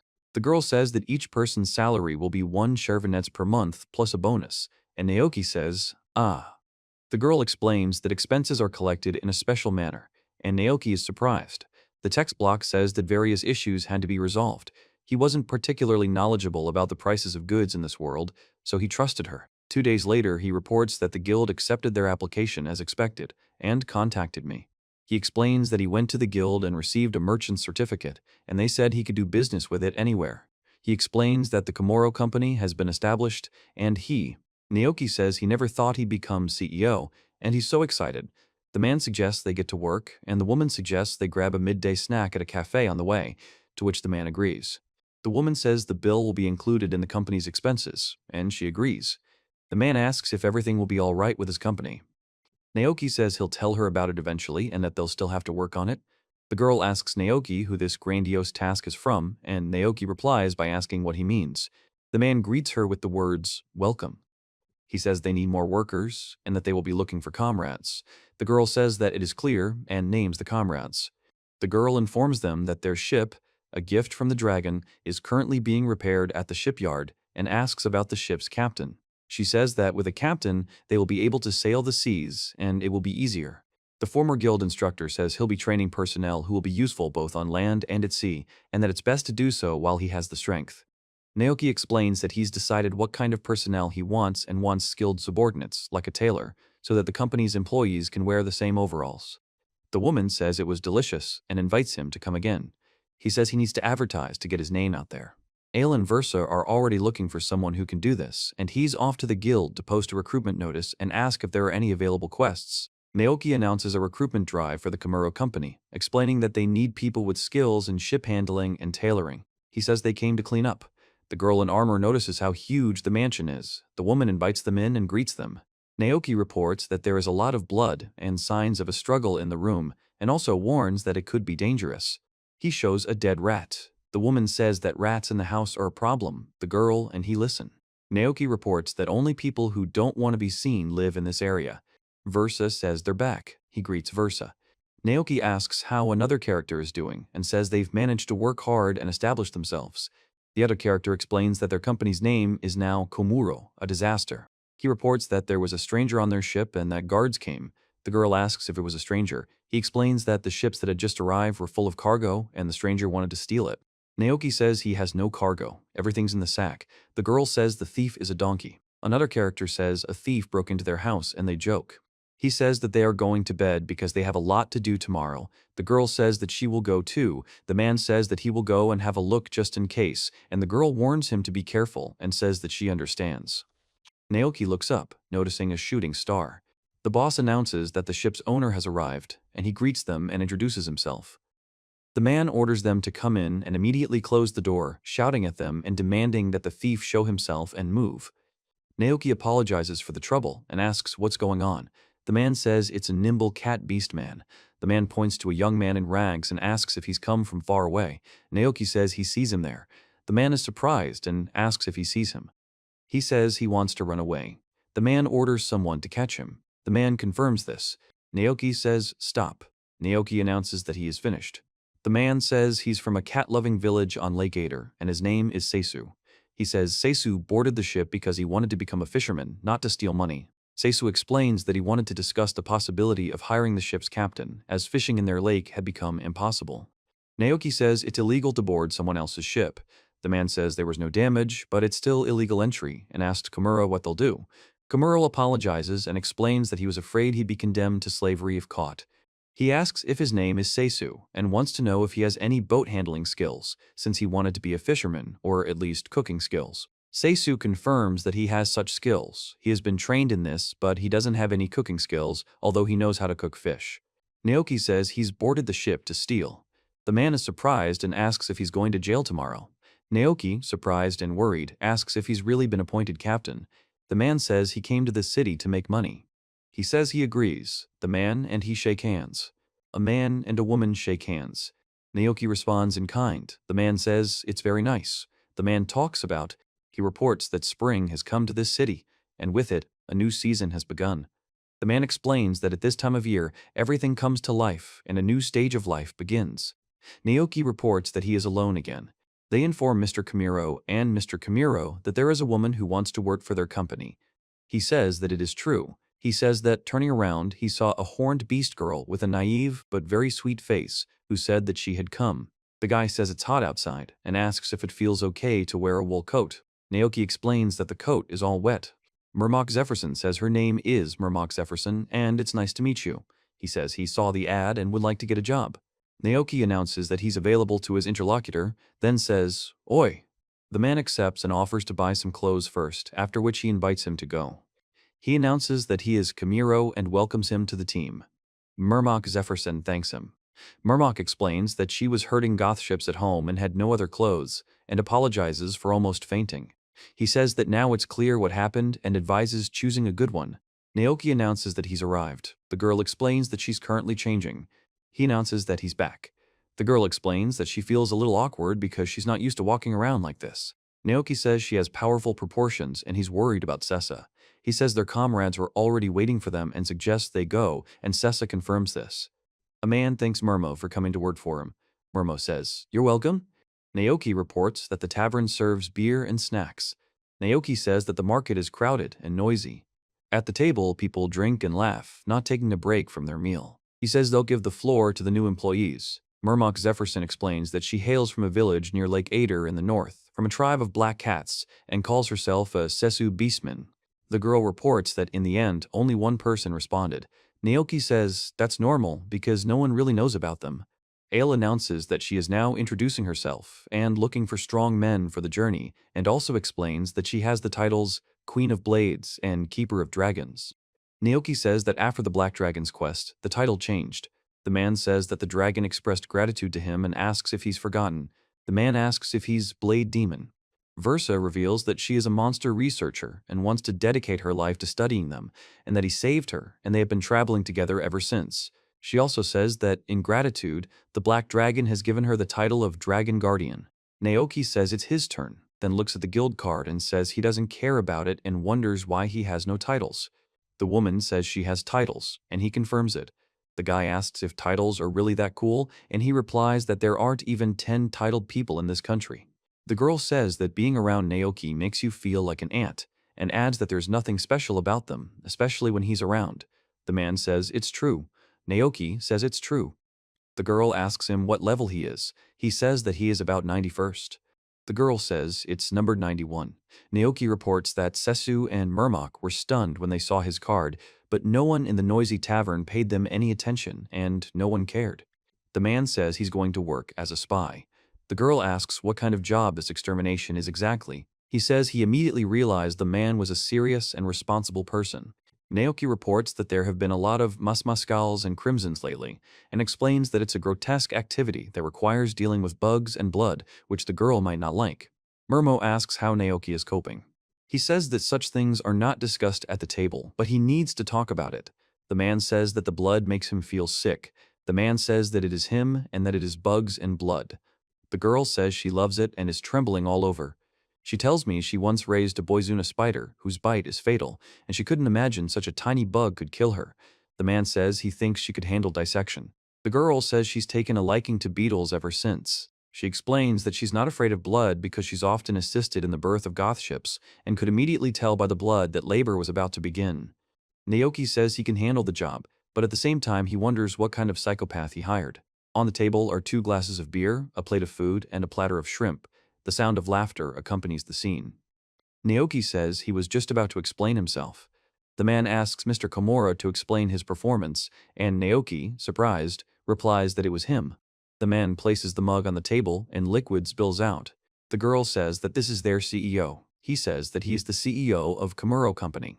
Naoki reveals that he's from another world, chosen by a god, and has come to this world. The man explains that he's raised the company for a grand quest, and the customer is the god himself. The girl says this. He speaks questioningly. The girl with horns also speaks questioningly.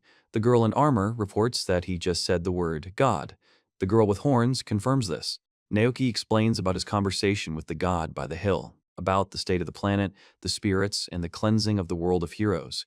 He says they'll exterminate the heroes and raises his mug, saying, Yuhu. The girl and the guy respond, hearing this for the first time, and the guy with the horns says they're like pies. The guy says he doesn't understand anything. He explains that if we assume he's not lying about talking to God, he doesn't think it's impossible for him. The man says that God really does exist. Naoki says they need to clear the south first. The girl says they need to clear the world of heroes and restore order to the northern hemisphere. The girl is silent at first, then says what it means. He says that he will save the world. Naoki says they'll save the world and is happy about it. The man exclaims, expressing surprise. He reports that they have taken on the task of clearing the world of heroes. Naoki reports that the next day has arrived. The girl addresses him by name. The guy with tousled dark hair and sharp eyes looks at the map in his hands. The man on the right asks what it is. Naoki reports that this is a map of the Black Dragon, with markings for the desert, plain, forest, the Black Dragon's home, and Flora's current location. He explains that the continent is depicted in general terms, but there are no details drawn there, and the girl says that even if you collect all the information about the heroes, you will have to walk around. He says that this is excellent. The woman says she and Versa will explore the city, visit merchants and adventurers, and learn about heroes. Naoki says their company will be talked about, killing 2 birds with 1 stone. The man says he and Sisu went into the forest near the city and will train him. He tells Murmo to go to the hotel and make overalls for the company, promising to give him a sample, and Murmo asks if there will be a bed, to which he replies that another time. He tells Sessa that they will train her so that she can fight on land, and Sessa agrees. The woman reports that information about the heroes has surfaced, and Naoki says he understands. The man waves, and Naoki turns to him. The man tells Naoki something. He explains that they are divided into 4 groups. The first group is him and the girl with horns. The second is a guy with tousled dark hair and a girl with a ponytail. The third is a guy with short dark hair, and the fourth is a girl with short blonde hair. The girl with horns. Naoki stabs the boar in the head with his spear. The boar attacks Naoki, who dodges, and a girl appears nearby. The girl delivers a powerful blow to the boar, knocking it back. Naoki and the other boy watch the scene unfold. The girl tells him to hold on to the hilt of the sword. He says he understands. The girl says the clothes are well tailored. The man says they were out for a walk and went out of town, and the girl explains that it's okay because they have a map. The woman tells Naoki that she has accumulated a lot of skill points and asks where the CEO would like her to invest them. Naoki asks which skills. He says that distributing points among his subordinates is none of his business, and he respects the wishes of his subordinates, so let them distribute them as they wish. The girl replies that she understands. The man looks at the map and says that there is a forest and meadows in that direction. There will be no people there, so it's better to return to the city for now. Suddenly, Naoki reports that it's a traveling merchant's horse. The girl says Feehorse has gone berserk and asks what they'll do. Naoki replies that they need to kill him. He looks at the rearing horse, which makes a loud roar and tries to bite. The man asks if Naoki is okay, and Naoki apologizes. The man says he'll figure it out. The girl says she understands. The boy asks if he's Feehorse's owner and explains that his horse attacked him, asking if he understands what that means. The man replies no and asks him to wait. Naoki looks at the cart and remains silent. Then he says that's what he thought. Inside, 2 men are sitting on the floor, surrounded by several girls. One of the men makes the sound, ah. He asks who they are, and the girls ask if he's a slave trader. He reassures them, explaining that he's not a slave trader and isn't going to buy them, but that he saw them using his scouting skill, after which he says that they're apparently all slaves. Naoki says he can see the girl is unwell, and offers her a recovery potion. The girl remains silent. Naoki breathes heavily and grips the handle of his weapon tightly. The woman says she feels better, but her head still hurts. He explains that she's not completely cured, meaning it's a curse. The man says nothing can cure him. The woman thinks about how she was momentarily blinded, her white skin seemed translucent, and her empty eyes were ready too. Naoki speaks to a ghoul. The girl says she will one day become a ghoul. He says he can't understand why this happened and doesn't know what to do next. The man explains that sometimes unpredictable events happen in life and advises not to lose hope. Naoki reports that the slaves are weakened and he gave them a recovery potion, but the girl says he's wasting that expensive stuff again. Naoki explains that breathing in the steam will help and asks the girl what she has, versa. The man explains that they were discussing local laws according to which the authorities. The girl says that something has caught her attention. He asks, what exactly? Naoki reports that he's found the cause. The man explains that Feehorses are fairly peaceful monsters, often used by traders, but this one isn't so peaceful, and he mentions it too. The girl explains what was in the Feehorse's ear. He explains that it's a locust hopper, which lives in the desert. He says it's a yellow desert filly and asks if it was a coincidence that it ended up in the forest. Naoki says this is a place where you can experience true nature. He explains that here you can feel freedom and forget about everyday worries. The man offers to take him to the city. He thanks him. The man says that he will charge for the escort and medicine later. He agrees. Naoki says it's now clear what happened to them. The woman says that such a small monster drove Feehorse crazy, and it's hard to believe. He says that he has never heard of such a thing on that continent. The girl asks how they are doing, and if there is any progress. The man says that he and Sesu went to the forest. Naoki reports that they were practicing with a sword and encountered a rather large monster, but nothing remarkable. The girl explains that regarding the overalls, one will be ready soon. The man says that once it's ready, he'll attach the crest and strengthen it. He reports that he has obtained information about the heroes. The girl says it's true. He explains that they led the slave trader to the city, and he, in gratitude, shared the information. Naoki informs her that there's a hero nearby, someone they call a warrior hero. The girl asks if there's anything else bothering him, to which Naoki replies that there is. He explains that this bug has gained experience points from various masquerades. The girl informs him that their profession is that of an exterminator and a real workaholic. He laughs. The woman tells Naoki it's time to go to bed because he has to get up early tomorrow. Naoki says it's already that late. The man and woman say goodnight, and the man bids everyone farewell until tomorrow. The man says it's a grasshopper caught in a jar. The man explains that the grasshopper is dead. Naoki says he went to the guild today and asked about Locust Hopper. The girl asks if he's still thinking about it, to which Naoki replies that he is. He says that in his world there are also similar beetles that burn fields and cause enormous damage. Versa says she knows nothing about them and asks Naoki if he does. The girl says she read about them in her mentor's book, but hasn't met them herself. Naoki says it's a good opportunity, and the girl asks again if it's a good opportunity. He says that while they're searching for heroes, they need to somehow keep the company afloat, and if they learn to get rid of the locust hoppers, in addition to the masmuscals and the bagrochi, the income will become more stable. The girl says that he's the boss, the CEO, and the guy says that he's with everyone. Murmo turns to Naoki, calls him CEO, and asks what's going on. Naoki says he wants to talk about the jumpsuit. Murmo says it fits well and thanks him. The girl explains that she tried it on, and suddenly the magic power disappeared, causing her to fall. He's surprised. The girl and the guy say they haven't experienced this before. He explains that wearing this item requires a certain amount of magic power, perhaps a level or status requirement, and suggests that it's because. Naoki announces that Murumo is going with Isle to level up today, and that Sesu should also go with them and hunt monsters. He warns that you can't really share things in these clothes and advises them to go to an armorer. Isle is excited about the upcoming prey. The boy is hoping for Isle, and he asks Versa what she'll do. Versa says she'll go with him because she's curious about what locust hoppers are like. He says he understands. Naoki tells everyone to work hard today. The guy confirms this, and the girl agrees. This is reported to be the Florian Town Hall. Naoki informs her that there's a staircase leading down into the building. The girl explains that if you go down it, you'll end up in the basement and warns her not to go there. He's walking up the stairs. The girl is sitting on the steps below. The sound of footsteps can be heard next to them. The girl says it's a bit dark even for a basement and asks if there are people here, and Naoki says the girl on duty told her to ask someone about locust hoppers. The man points to the door and says there's something glowing there, and the girl confirms it. A man bangs his fist on the door. Naoki says good afternoon and informs that they are exterminators. He explains that they were interested in locomotives and went to the guild, where they were advised to ask at the town hall. The man says he understands and invites them in. Komuro Naoki says he's the director of Komuro's company, a pest control company, and says hello. Riedel Brax says he's the current head of the Brax family and it's a pleasure to meet them. Riedel Brax also says it's a pleasure to meet them. He reports that he spoke with Riedel and found out that he is the cousin of the king who rules here. He explains that this is a luxurious room for one person, piled high with books and documents related to the city. Naoki says he might be a bit off. The man tells him that such an important person is studying grasshoppers in the basement. The man explains that he was just rereading the material about locust hoppers. Naoki asks if anything caught their attention. The man explains that 30 years ago, locust hoppers.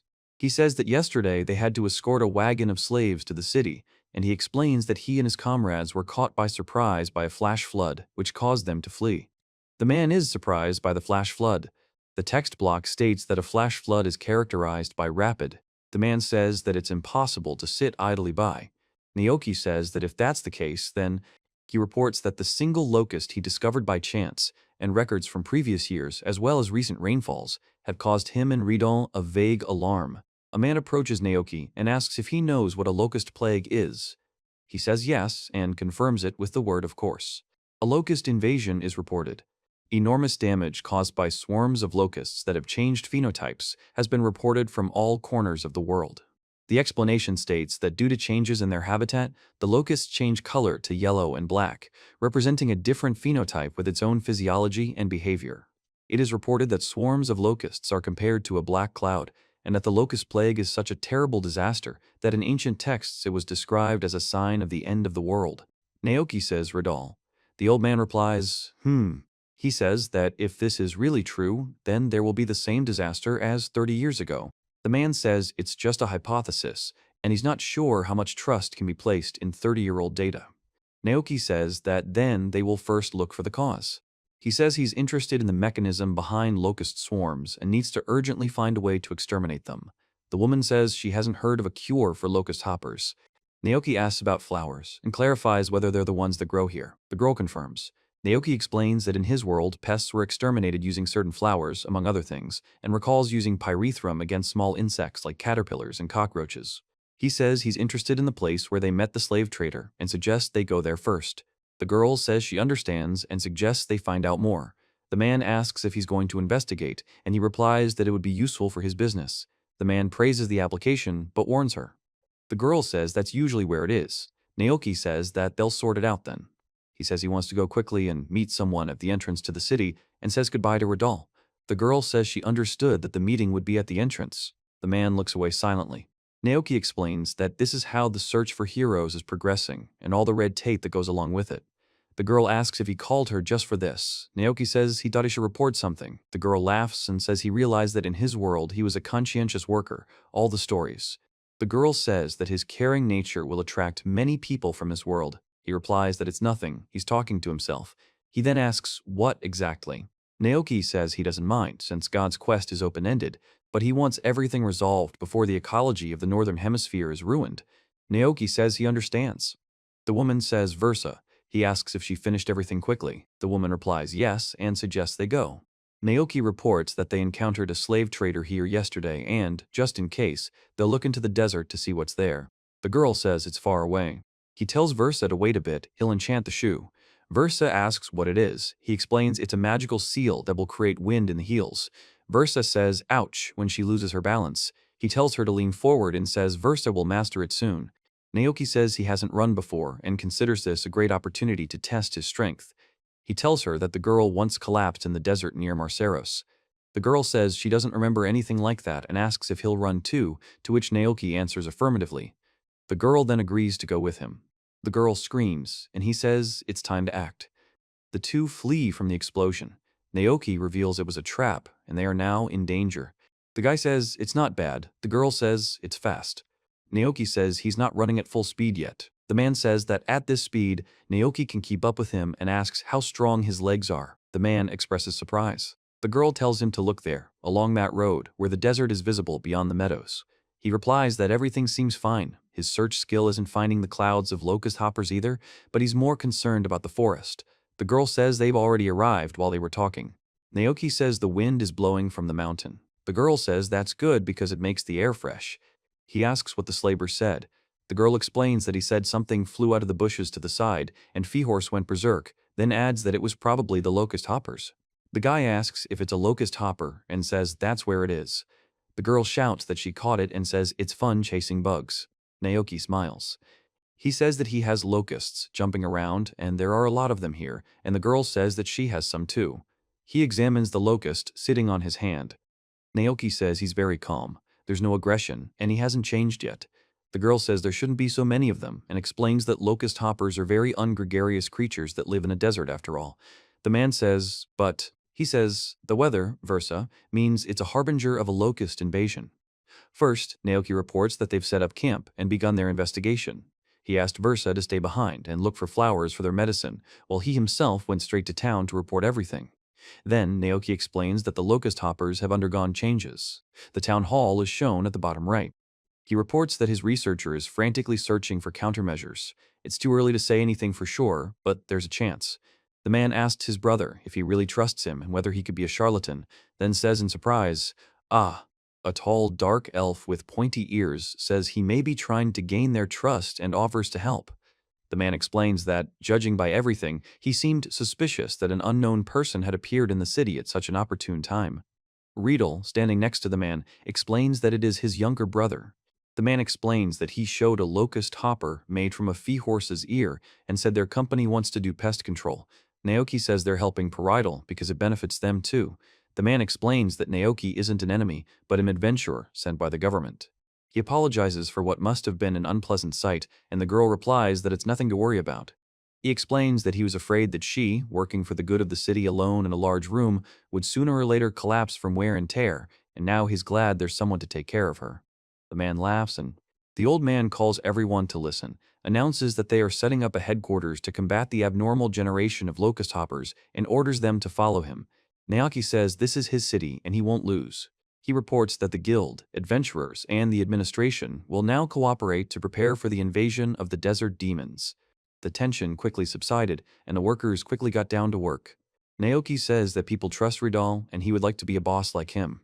He says they'll get to work, and the other man confirms he understands. The text states that Komoro's company has taken on a job on a scale it has never seen before. Naoki asks what's going on outside. Naoki answers with a question, asking if he's outside.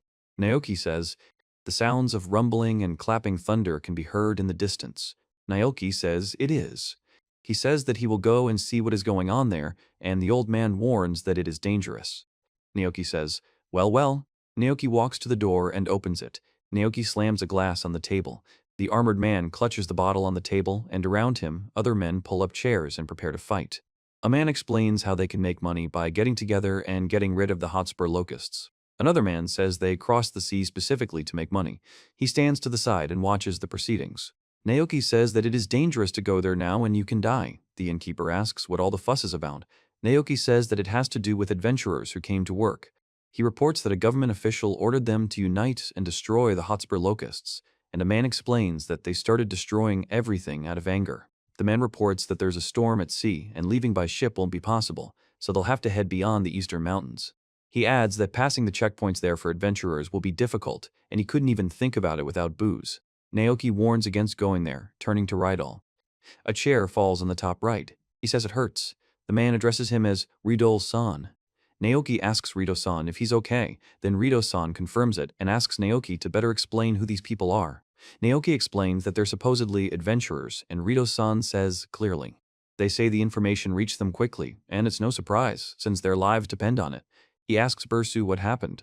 The girl tells Naoki that she's found flowers that repel Hotspur locusts, and says she'll try to investigate further. Naoki says he understands and asks to be kept informed, and the girl responds favorably. He reports that a friend of his has found flowers that repel Hotspur locusts and will investigate further. The man says that in that case, the guild should immediately dispatch people to flower shops, adding that it would be great. The old man says they need to wait and asks what it is. Naoki replies with a question. The man with the tail warns the boss of trouble and asks what happened this time. The man reports that more adventurers at the shipyard are demanding a ship, which is why there are now numerous clashes between those who want one. He explains that although they are greedy, they clearly understand the impending threat. The man explains how this happened and how it happened, and that now is the time for the city. Naoki remains silent. Naoki says he'll be stopping by the inn for a bit. The man asks what Naoki plans to do at the inn and warns him about the rain. He says he wants to check something, and the man replies with a question. Naoki reveals that this is the Kagami family mansion, built in 1920, and explains that the head of the family, who is the owner of a large company, lives there. The guy approaches his boss, who asks if Komuro-san was planning to do anything. The old man says he has no idea. The top right corner shows destruction, with debris and rubble flying out. In the middle panel on the right, Naoki, in armor, holds a bottle in his hand and screams, while a man next to him raises the bottle and says he shouldn't have come to this town. In the bottom right, an old man has a frightened expression. He asks if he can break one table and promises to compensate him later. The man answers with a question, what? Naoki says he's about to put on a little show and asks him to play along. Maybe he can stop them. The man reacts with surprise and says he wouldn't mind giving up a table for something like that. Naoki confirms and smiles. He explains that he can't show his face, and the man asks why. Naoki states that he can't help, and the man reacts with fear, sweating and his eyes wide. He raises his fist and delivers a powerful punch downwards. Naoki delivers a powerful kick, shattering the wooden debris around him.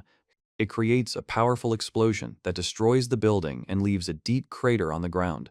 Naoki announces that he's here. The armored man says they didn't expect to see him alive, and explains that he was expected to die in battle. The armored man explains that now they need to figure out how he survived. He says adventurers can't be afraid of small demonic insects and will actually be smaller than them. The armored guy asks who he is, and the other man accuses him of asking for trouble and orders him to shut up. Naoki says that even though he's an F rank, he'll go into the desert and is quite confident in his abilities. Then Naoki laughs and explains that it's funny and asks if it's offensive that a pathetic F ranker is saying all this. The guy shouts that they are C rank and that weaklings like him weren't allowed to speak, and the other guy is indignant, asking why he thought any of them would run away. He asks if they want to fight and says he'll give them one. The man watches the scene with tension. Naoki says that if anyone is offended by this, they should head to the desert. The man explains that only those who have gone to the desert can be held accountable and asks how they are adventurers if they are afraid of small demonic insects. Several people scream in amazement. He says not to take them for fools, and the man says it's as if they're afraid of the pathetic locust Hotspur. The man orders them to go to the guild and calls everyone else, and the guy agrees. The man says he found the brat and wants to give him the same, and another man says that the F ranked. Naoki says he's not going to give up and says he'll fight to the end. Naoki then explains he has a plan and gives a thumbs up at the end. The man says everything is fine and asks not to worry. Naoki says all the adventurers have left and explains that he appealed to their spirit of adventure in a somewhat rude manner. The man asks what he did and calls it rude, and Naoki confirms that it was simple. He says that the alcohol in his blood helped him, and now he thinks that the discontent should subside, and the man says that no one would have thought that such a method would work. He suggests that Radol-san return to the town hall and decide what to do next. Naoki explains that they need a large quantity of pesticide and a powerful container with a pump, explaining that it's a tool that sprays the contents. He adds that they'll also need a mask, because breathing it in will cause a lot of problems, and adds that they still have a lot of work to do. The old man informs that in the worst-case scenario, it will take a lot of people to get rid of them. He says that he himself does not know how many there are, and that even the records from the past do not indicate any details. Ridal asks if it's actually possible to stop all of this. Naoki remains silent. The narrator says he wonders if peace will return to the city after the Hotspur Locust is destroyed. Despite Ridal's restraint, he, too, is worried. The fate of the city and the well-being of many citizens are now at stake. He says he can only say that it's practically impossible, and that he hasn't heard of anything like this being verified by human hands, and he apologizes and says he can't say anything that would bring any hope. The man explains that there's no point in apologizing, and he shouldn't do it. Naoki says he can't afford to relax because he must be prepared for any eventuality. He explains that in this world, no one can be sure of tomorrow. A traveler from very distant lands reports that he is temporarily staying in this city. Naoki says he's encountered a similar scourge before, and that wherever it's happened, the damage has been colossal. The article reports that the African locust plague is estimated to cost 60 billion. The man says that although there are ways to combat them, there is simply no decisive factor. Naoki says people are just waiting for this black storm to end, devouring everything in its path, food and plants. He says he leaves nothing behind. A man says the situation is hopeless. A man explains the situation is hopeless. A man says what it means. Naoki says he can't understand why the star on his uniform makes him feel this way. He explains that it's a symbol that was supposed to mean something important, but now feels empty and distant. He says he's already prepared a protective spell, and the girl explains that it should work to stop the explosion. He and the girl then quickly jump away from the explosion. Naoki says that, but there are no speech bubbles or text in the image. The character is silent. Naoki says what is possible in this world. He says that it might work out, and a man with pointy ears and a beard looks at him. Naoki says there are no guarantees, of course, but he will try to do everything in his power. The man says he kun. He explains that one shouldn't lose heart and confirms this with the words, exactly. Naoki announces the title of Chapter 20 and the theme of the journey of world exploration. He reports that while they were sailing on the ship in the port city of Flora, there was someone who brought him into this world, God, in other words. Naoki reports that he received a quest from God to kill the hero, something that had never happened before in this world. The girl explains that he told her of a great disaster approaching the city of Flora and named her. The text reports the word locust. It is reported that it consumes everything in its path, and the invasion occurs in numbers ranging from several hundred to several billion in a state of polyphenism, which is a change in appearance or behavior depending on living conditions and population density. It is also said that in the previous world, nothing could be done about this, but here, a means to cope with them may be possible. Naoki says that as a destroyer of all kinds of creatures, he is very interested in this. Koko's company has begun large-scale preparations, and he is thinking about it. Naoki reveals that this is a map of the kingdom, with mountains, forests, and a castle marked on it. Before the desert, he reports that he pitched a tent in a meadow. Naoki explains that to create a potion, you first need to draw a magic circle, and then place the flask with the liquid on the fire so that it begins to boil and bubble. The girl is silent, thoughtfully placing her hand to her chin. Naoki says that means these are chemicals that will kill the Hotspur locusts. The girl silently approaches him. Eru says she's scared and greets him. He tells her he was told Eru would be here and that she's researching pesticides. Eru asks how things are going. Eru explains that she's managed to find a smell that the Hotspur locusts can't stand, but for now, the girl says it turns out they can't be gotten rid of. Naoki explains that if the ingredient isn't suitable, you need to find a new one. The girl says he asked her to accompany the man just in case and conduct training with Seth and Marumu. The man asks if the man had any business with him. The girl with the sword screams. The man announces they're back, and the woman explains she's about to die of exhaustion. Naoki breathes heavily. The girl asks why they refuse to patrol the desert and says he told her to raise their stats so they could wear overalls. The man explains that the desert is dangerous.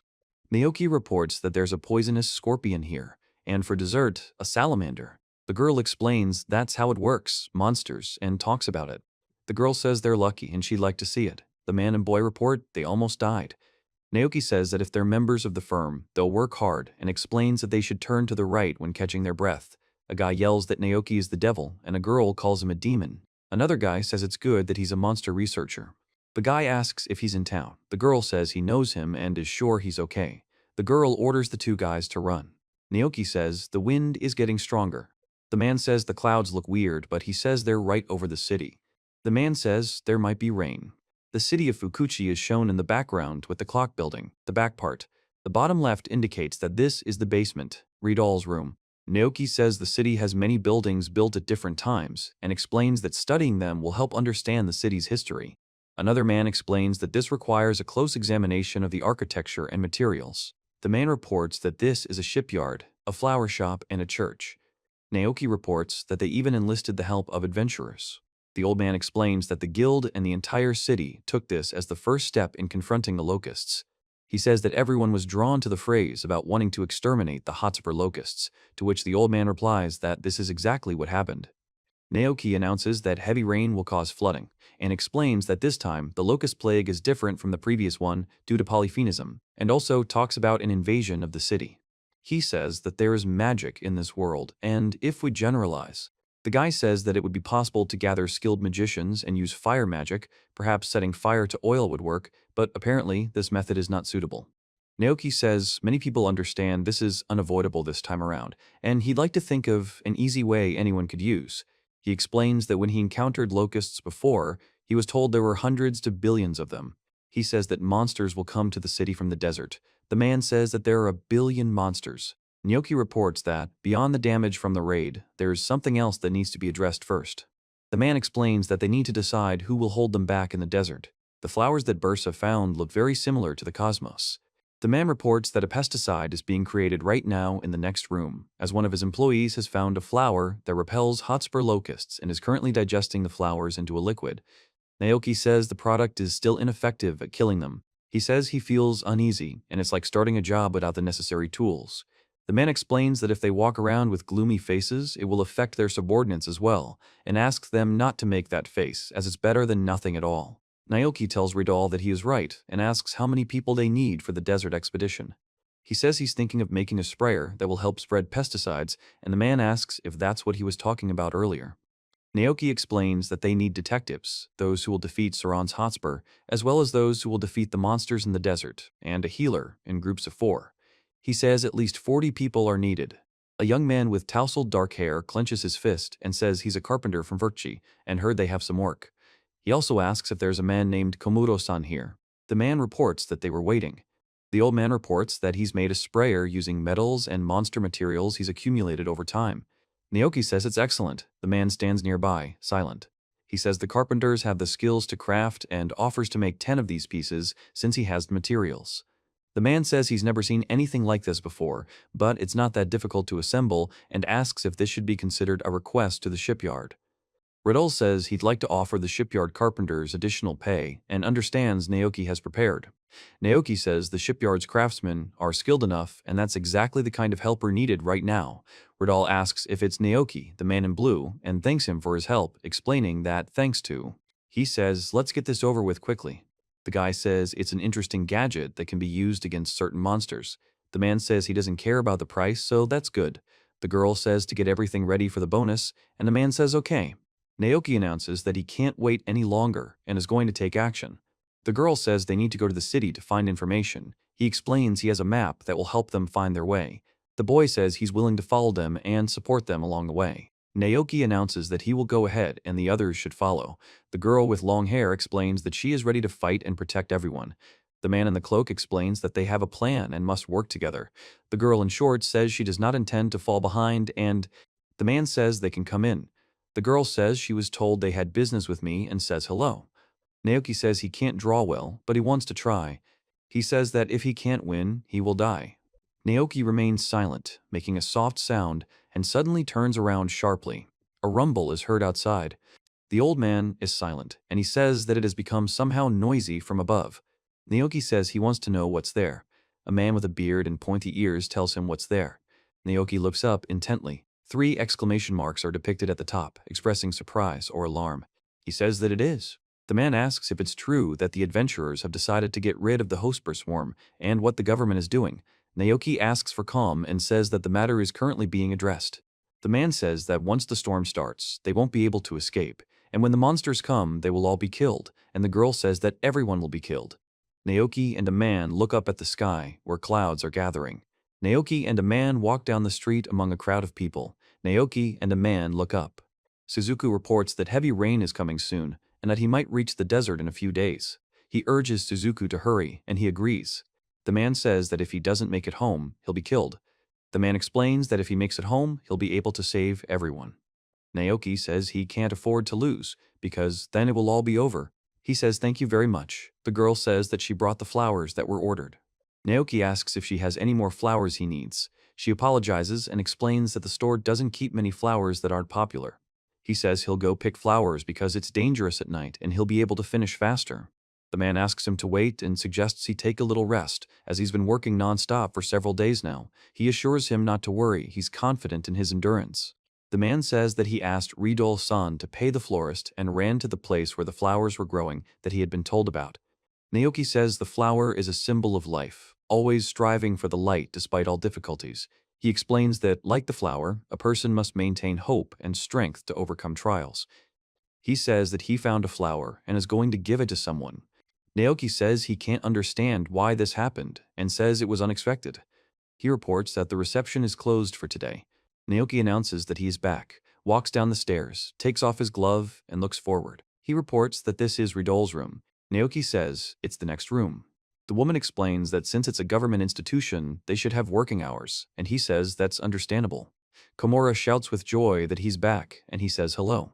He asks if the others have left yet, and Komura replies that not quite. Naoki says the main character is back, and the man in the apron says the chef knows something. He says welcome back. He asks Ridol what's going on. Ridol tells him that saving the city on an empty stomach is impossible, even though night has already fallen. The man laughs and says he can't just send the hardest worker home, and Naoki says that's impossible. He says that if there are not enough people, you can rely on them, because it is still their city. Naoki says it's okay that the other guy is late too, and the man laughs and says it's like he'll give the city to the monsters. The man says that this restaurant serves chicken cooked according to a special recipe and recommends trying it. He explains that the chicken is very juicy and delicious thanks to a special marinade and frying method. Naoki explains that it is a lamb dish prepared according to a special recipe and recommends trying it as it is very tasty. He says it's delicious. The man says it was a sandwich with spicy anchovies and it was simply delicious, and then explains that this is a port city, so they always have fresh seafood. Naoki explains that he was an ordinary person in the past, but is now different. The old man explains that they are observing what is happening and waiting for the right moment to act. An older man asks if he was able to exhale. He answers with a question, and then says that it is noticeable. Naoki says he'll go pick flowers and asks Ridol-san to take care of the rest. The old man says that after he ran away, Komuro-san is giving it his all, even though he doesn't even live in their city, and that's basically the conversation. He explains that this is by no means a request, but a request, and thanks to the help of the old man and the others, they were able to get to their current point. Naoki says he might have overdone it a bit. The man replies, well, that's how it is. Naoki explains that, but he says that he has already had to exterminate musmakale, bespasterns, and Karanidae beetles, and does not think that it is worth talking about such things during a meal, after which the man apologizes. The old man says this is his first time exterminating the Hotspur locusts. At first, there was no sign of relief. Naoki says he thinks fatigue has built up. He says he understands. This happens often, and asks in what sense. Naoki tells Ridol that there are times when you need to act without expecting positive results, and while they're not as strong as adventurers, they can be relied upon. The man says, okay. The boy asks for a little attention, and the girl and the guy with the ears ask in surprise who exactly. He says that after they finish eating, he wants to ask everyone who is not busy to help him boil the flowers in the basement. The man says he has masks and offers to use them, and Naoki says there's no smell at all up close. The old man explains that it's no problem and that he'll help too. He reports that the ship's carpenters delivered to him the sprayers they assembled. He says it's excellent work, and the man confirms this. The man reports that Mello made the masks using his sewing skills and recruited all available artisans for mass production, and also applied strengthening magic to the masks to make them more resistant to small particles. He explains that Jerry brought monks from the church. Naoki tells him to keep up the good work. The man in the chef's hat tells him to rely on them. He informs them that they have arrived at a village where they can rest and replenish supplies. The man explains that friendly people live there and will help them on their journey. Naoki says he can't afford to lose because it would mean the end. The man says that if Naoki loses, his life will be in danger. The guy explains what he means by help them with something and asks if he got them to cheat at the bar. The man says he was in league with the bar owner. The man apologizes for tricking them and explains that they need as many helpers as possible in the form of adventurers, then asks for help. Naoki remains silent, and the man says that they will win, and so be it. He says that only on the condition that after this job he fights with them, he promises to do the task well.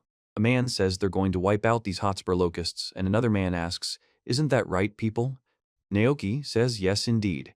The man announces that the wine truck has arrived, and explains that the barrels need to be unloaded quickly to avoid delays. The man explains that everyone is ready to help, and he says that then work can begin.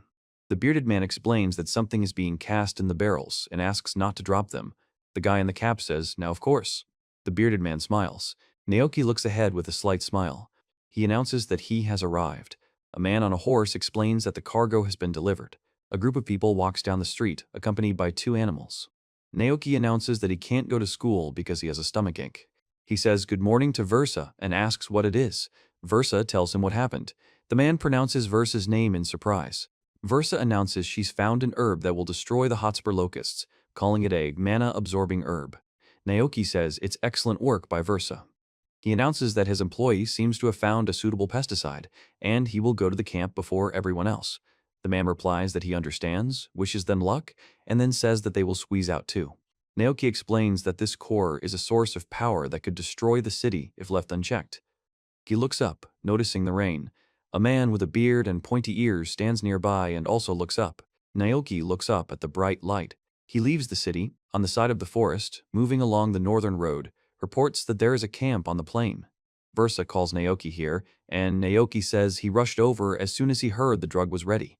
Versa says it's better to show the experiment than to tell it. Naoki wishes Versa good luck, and she responds in kind. It is reported that there was a huge pot on the fire, and something was bubbling in it. Naoki asks what's in the cup. The girl tells him to take off her glove and promises to show him on the back of his hand. Naoki answers, confirming. He screams in pain, saying it's really hot, and the girl says it's incredibly hot. He explains that you shouldn't try such drugs on yourself without preparation, and the girl explains that while the drug will kill the Hotspur locust, it's not particularly effective against him, who has a huge mana reserve, and Naoki says there's this at the bottom of the pot. He says that this plant absorbs mana, and the girl says that she named it Manasos grass. The guy reports that Eru and the others found it while they were in the desert in the area of the highest reservoir, and that they are now collecting it in a camp on the plain. The girl explains that every monster has a magic stone stored somewhere inside its body, and if it is destroyed, the monster will die. Naoki says it's clear. He reports that the Manasos grass is beginning to drain the mana from the magic stone. He says to watch. The man makes a squeak sound.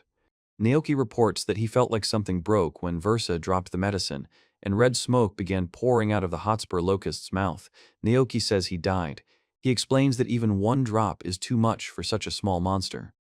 He explains that this Manasos grass is very powerful, and if used on those who have low mana, it will completely dry them out and cause a mana deficiency. Iris says that this drug is only for her. Cess and Melmo are not suitable, it gives her headaches. Naoki says that means this drug is not for everyone, specifically. The woman says there is no time left and asks him for forgiveness, explaining that if she had discovered this earlier, she could have improved the situation. He listens. Naoki says this is an incredible discovery. He says that this is not true, and then expresses surprise. At the bottom, it explains that any weapon can be laced with this poison, and in battle with strong monsters or difficult ones, vials containing this poison can be thrown, among other things. Naoki says the drug, which only a few people can use, is incomplete, suggesting there has been insufficient research into it. He says the other person has a stoic nature, and this is immediately apparent when it comes to studying monsters. The other person asks if that's really true.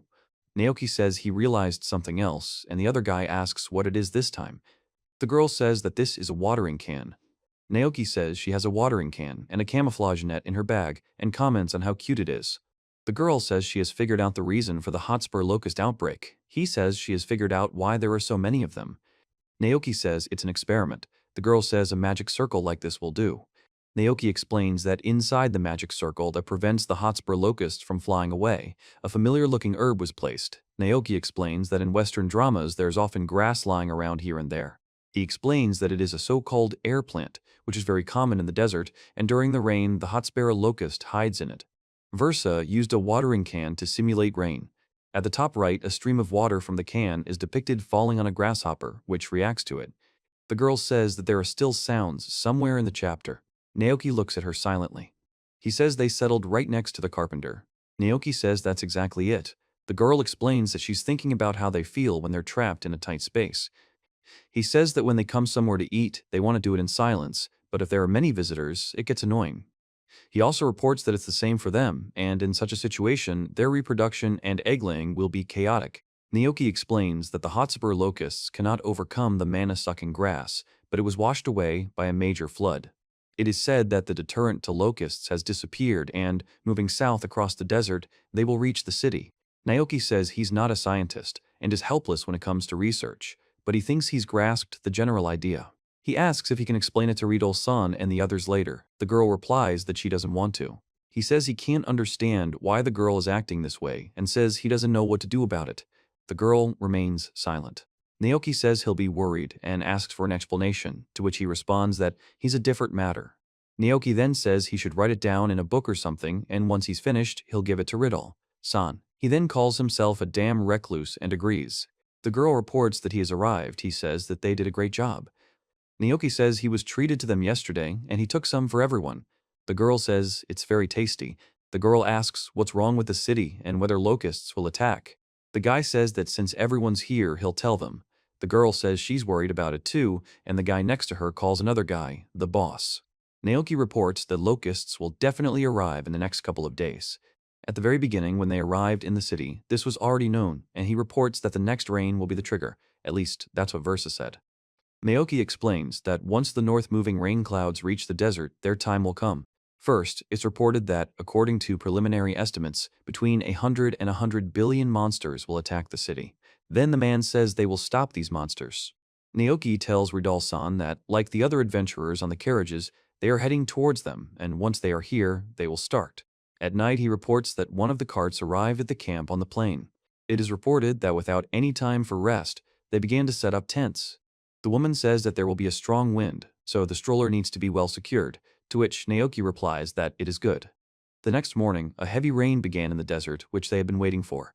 Naoki reports that the tent they set up was moldy, so they cleaned it. Naoki explains that Melmo was distributing soup to those tired from the wagon ride and the preparations. He reports that they've been informed that some rivers have already been created, and that this brings them closer to their goal. The girl says that means everything will start with the rain. The woman suggests deciding what to do. The plan is very simple. Naoki announces that they will go to meet the hotspur locusts using traps and a disinfection squad of adventurers fueled with poison. He explains that when the locusts gather in one place, they need to be extracted with Monosos herb, and to prevent the agent from spreading beyond its damage range, everything will be contained within a barrier. He also says that if anyone wakes up, the adventurers will extract them with magic. Naoki says there are no objections, some for the city, some for the money, but a lot of people have gathered here. He explains that the simpler the effort, the easier it will be to implement. He explains Versa's hypothesis to Ridolson and reports that a locust invasion did occur. The woman says Naoki is really suitable because he's so far along in everything. Naoki explains that he's not himself, but a version of himself. He reports that there's a light shower now, and the rain clouds have moved away. He explains that he told everyone about the plan later in the evening. The girl says that perhaps it's time for them to start preparing, to which the woman agrees, and the girl adds that she's downright worried. The woman explains that it's not her size, and the guy says it's not a problem because they can get a different size. Naoki says not to worry, and the woman explains that it's very important to her. The man tries to pull the woman aside, and Naoki reacts with surprise, shown above. He says they look like a team with just one false outfit on. The girl reports that it feels weird with the other clothes on. He and the girl pour liquid from the barrel into canisters together, with the girl holding the barrel. Versa says it was all pointless, and Naoki asks what he's talking about. He reports that the poison was brought from the city and created from the Manassos plant Mono, but the locusts don't like the smell of this flower. Naoki reports that the adventurers had decided to test the effect on themselves, and shows the results. The girl explains that the adventurers will only be able to provide support, nothing more, meaning only he and Era will be able to destroy Sardana. She warns that countless monsters will attack them, asking. He says that's how things are, and asks how Ira is. Ira says that if anything happens, she can handle it herself. The girl talks about the countless monsters.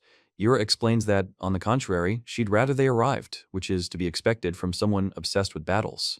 Naoki says it's time to start then. He says it's a bubble and tells that it's bursting. On the top right, a man explains that the hopster locust has ravaged them several times throughout history. The bearded man explains that if their plan succeeds, it will bring hope to everyone in the desert. Naoki says, okay, and the bearded man asks Naoki to say something.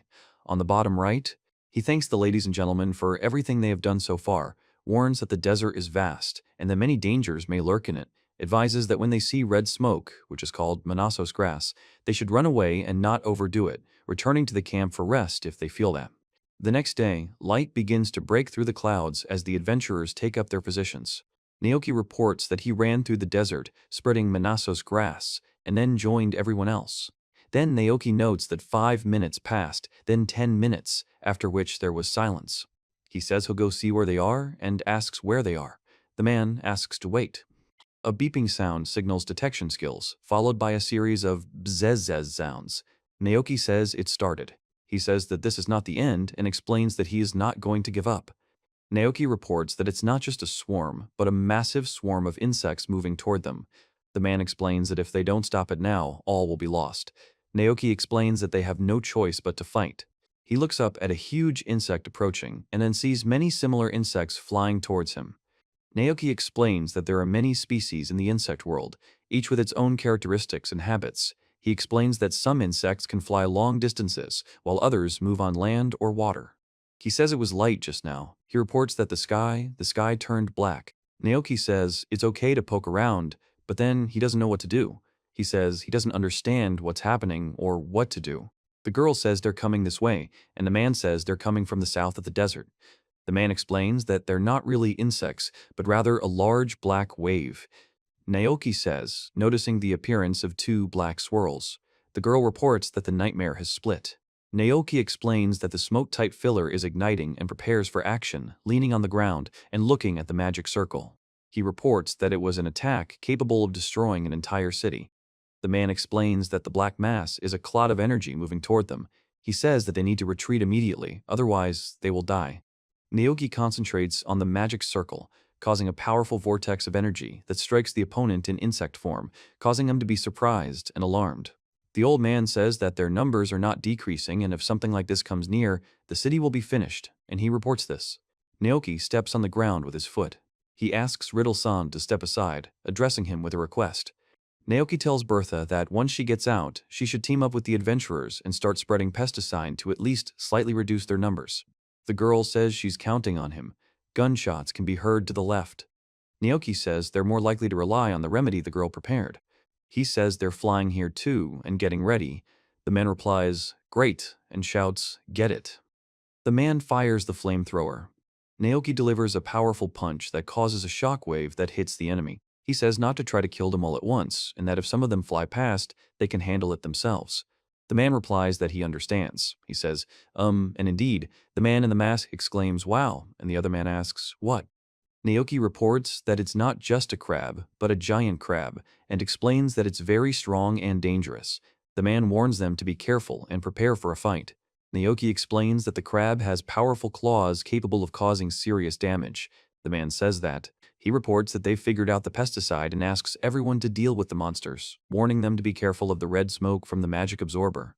The man says good and calls for help. He explains that now it's the 2 of them against 10 billion and offers to start too, laughing. Gen.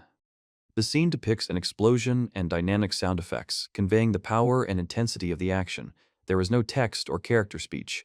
Naoki hits the ground, creating a powerful explosion. The girl covers herself from the explosion by jumping to the side. The image contains no text or speech from characters and shows a scene of a powerful explosion or destruction. Create a single exit for the locusts in a given camp and simultaneously light magical smoke traps at the edge of the area. Naoki says that he managed to move them correctly and says that it is a detection skill. He says to go. He and the girl run towards the explosion. Naoki uses a device to create a powerful stream of water, directing it at flying insects to knock them back and stop their movement. A woman sprays a liquid, creating a powerful stream that hits a target, while a man watches the scene. Below, a group of adventurers with sprayers pursues locusts, healers support the wounded with healing magic, and observers monitor the surrounding area. He reports that a girl sprays water from a fire extinguisher onto a fire. Naoki also sprays water from a fire extinguisher, directing the stream at the flames. The guy says there's not much left and orders them to go to the tent. The girl says she's activated the trap and will scatter everything. The man replies that it's clear. The text says a swarm of locusts has descended one after another. Naoki reports that the extermination work has been going on for several hours. Black waves and red smoke from pesticides are mixed in patches, and the desert looks very strange. The man reports that more and more adventurers are starting to collapse from exhaustion, so they're starting to hurry. He says, The girl reports that they're flying toward him and a last large group. He notices that the entire desert is covered in smoke, and the yellow color of the sand is finally beginning to reappear. Naoki says okay and directs a stream of water at the fire. Crunching sounds are heard. He stands watching as debris and particles fly around him, creating a vortex in the sky. Naoki looks up, then he points the spray bottle towards the fire and begins to extinguish the flames. He reports that a magical tornado is approaching from the east of the desert. He explains that it's a monster heading toward the others, and the girl says she understands and will try to deal with it here. Naoki stands, watching a huge monster with the head of a lion, the body of a bull, wings, and a snake-like tail breathing fire. The monster roars, opening its mouth with sharp teeth. He says there are monsters with the heads of a lion and a goat, with a snake's tail. He warns the girl that it's a chimera and it attacks from the air. The chimera attacks. The girl says the monster is too strong. He says that since the monster was destroyed, they need to tell others. Naoki says that now everything is over. And even though a lot of things happened during work, he says he's asking for forgiveness. He reports that the incidents aren't over yet. He explains that a pleasant-looking man in a straw hat and overalls is coming towards them, who he realized was chasing the chimera he had missed, and after learning that he had her. The man says he's surprised Naoki runs an extermination company. Naoki explains that he works in pest control and cleaning. The man explains that the insects are terrible and asks them to come to his farm next time, adding that it's just in time. He says he'll give them a discount. The man says he hasn't introduced himself yet. Naoki says he definitely has. The man says his name is Yumu Garcia, and he is the hero of the land. He and the girl stand in front of him. Naoki says he can't believe this happened and says everything will change now. The man says his wife is waiting for him to return and says goodbye, wishing her a goodbye. He says he's fine and asks her to take care of herself. Naoki says that they gave him a beating and he needs to translate. Then he makes a long exclamation sound. He says that people can't live long in this world and explains that he and the girl are going together. The man in the background says that they must move on. Naoki says he can't drink hot drinks. Then Naoki explains that he's not used to it. He tells the boss, turning to him. The man reports that Kimura-san has returned and asks how he was able to survive. The old man asks Naoki what happened to the locust. Naoki tells him it's gone. An elderly man reports that everyone worked hard. The guy says he's incredibly tired and that it's all over. The other guy says everything's fine. Naoki stands in the middle, silent. He explains that they have arrived at a village where they can rest and stock up on provisions, and warns that there may be dangers here. The man advises them to be careful and remain vigilant. The girl explains that they are planning to stop here for the night to recuperate before continuing their journey. The man says they're done here, and the other man says it's time to go back then. Naoki and the girl stand nearby. The man says that, given that they were the ones handling the case, Hotspur Locust didn't stand a chance, and asks Grandpa not to forget about the reward. He says, "Wow, finally finished." The bearded man replies, "Of course." Naoki announces that they will remain here for a few days, just in case, and will monitor for changes. The man explains that preparations for the response are complete and they are awaiting instructions, but says he will leave without them, as he will catch up later. He says that he guarantees the complete disappearance of the drug's effects, and asks for forgiveness for everything, and the girl says that this is also her job and draws his attention. Naoki reports that Bursa has detailed countermeasures here, including everything from the locust anadamshi to how to make pesticides against it. The man screams, "Ooh." He reports that the book he is handing over contains important information. Naoki says he can't believe this happened. He says he doesn't even know how to thank him for saving everyone. The man says he really did save everyone, and if it had reached Flora, they would have had to leave the city. The man says he saved them all. Naoki says he can't let her die and asks her not to give up. The woman says she's grateful for his words and promises to keep fighting. He says that his gratitude knows no bounds, and the elderly man thanks him for everything. The woman explains that it's not just her doing. Naoki says that the whole team put in the effort. He says that the adventurers and people in the city couldn't cope without the help of the guild. The old man says that if they want to thank him, then Bersa worked the hardest. Naoki tells him to thank her. Bersa jumps. The man says that this is indeed the case. The girl calls him and turns to him. Naoki says the girl played the main role. The girl explains that she simply defeated the monsters and reminds him that he does this with the other employees all the time. He says that with his medicine, the locusts will no longer cause harm and explains that what Bersa did wasn't just a victory over the monsters. Bersa says her name. Naoki says the girl embarked on this path and reduced the number of disasters by 1, and not everyone is capable of such a feat. Naoki then explains that Bersa has accomplished something she can be proud of, so she doesn't need to be modest. He reports that the city is saved, and the man asks what Bersa is. The girl says it can be looked at from that perspective and explains that she simply watched it from start to finish with interest. Naoki remains silent. He says he can't use magic, but he can help with physical strength. The man explains that in this world, magic and physical strength complement each other and suggests working together. Naoki reports that the group of carriages has gone home and explains that after saying many words of thanks, he thanks Seth and Mello for their hard work and says thank you to them. Seth and Mello respond with gratitude. Naoki and the girl say it was fun this time, as always. The man says that if you think about it, it really is. The girl yells that they shouldn't have come so suddenly, and the man says everything is fine. The other man says they saved an entire city, and the girl adds, "What does that mean?" The girl says that he can expect a great reward and that he should be grateful to her. He says that it's amazing how modesty has disappeared somewhere. Naoki says that. He says he forgot to tell Rodol-san that the rewards are for themselves. The girl says he's making fun of her, and the guy yells, "Boss." To observe the desert, Naoki reports that they have decided to stay in camp. He says they should wait a few days to see if the drug's effects last, and if there are no problems, they should return to the city. The girl agrees and says fine. The guy confirms her agreement. Naoki announces that he must now return to his main job. The girl tells the other girl what she wants to do and explains that it has to do with the man standing next to her. A woman reports that God has ordered the extermination of heroes scattered throughout the world. A man listens. Naoki says that this man is a hero of the land and names him Garcia.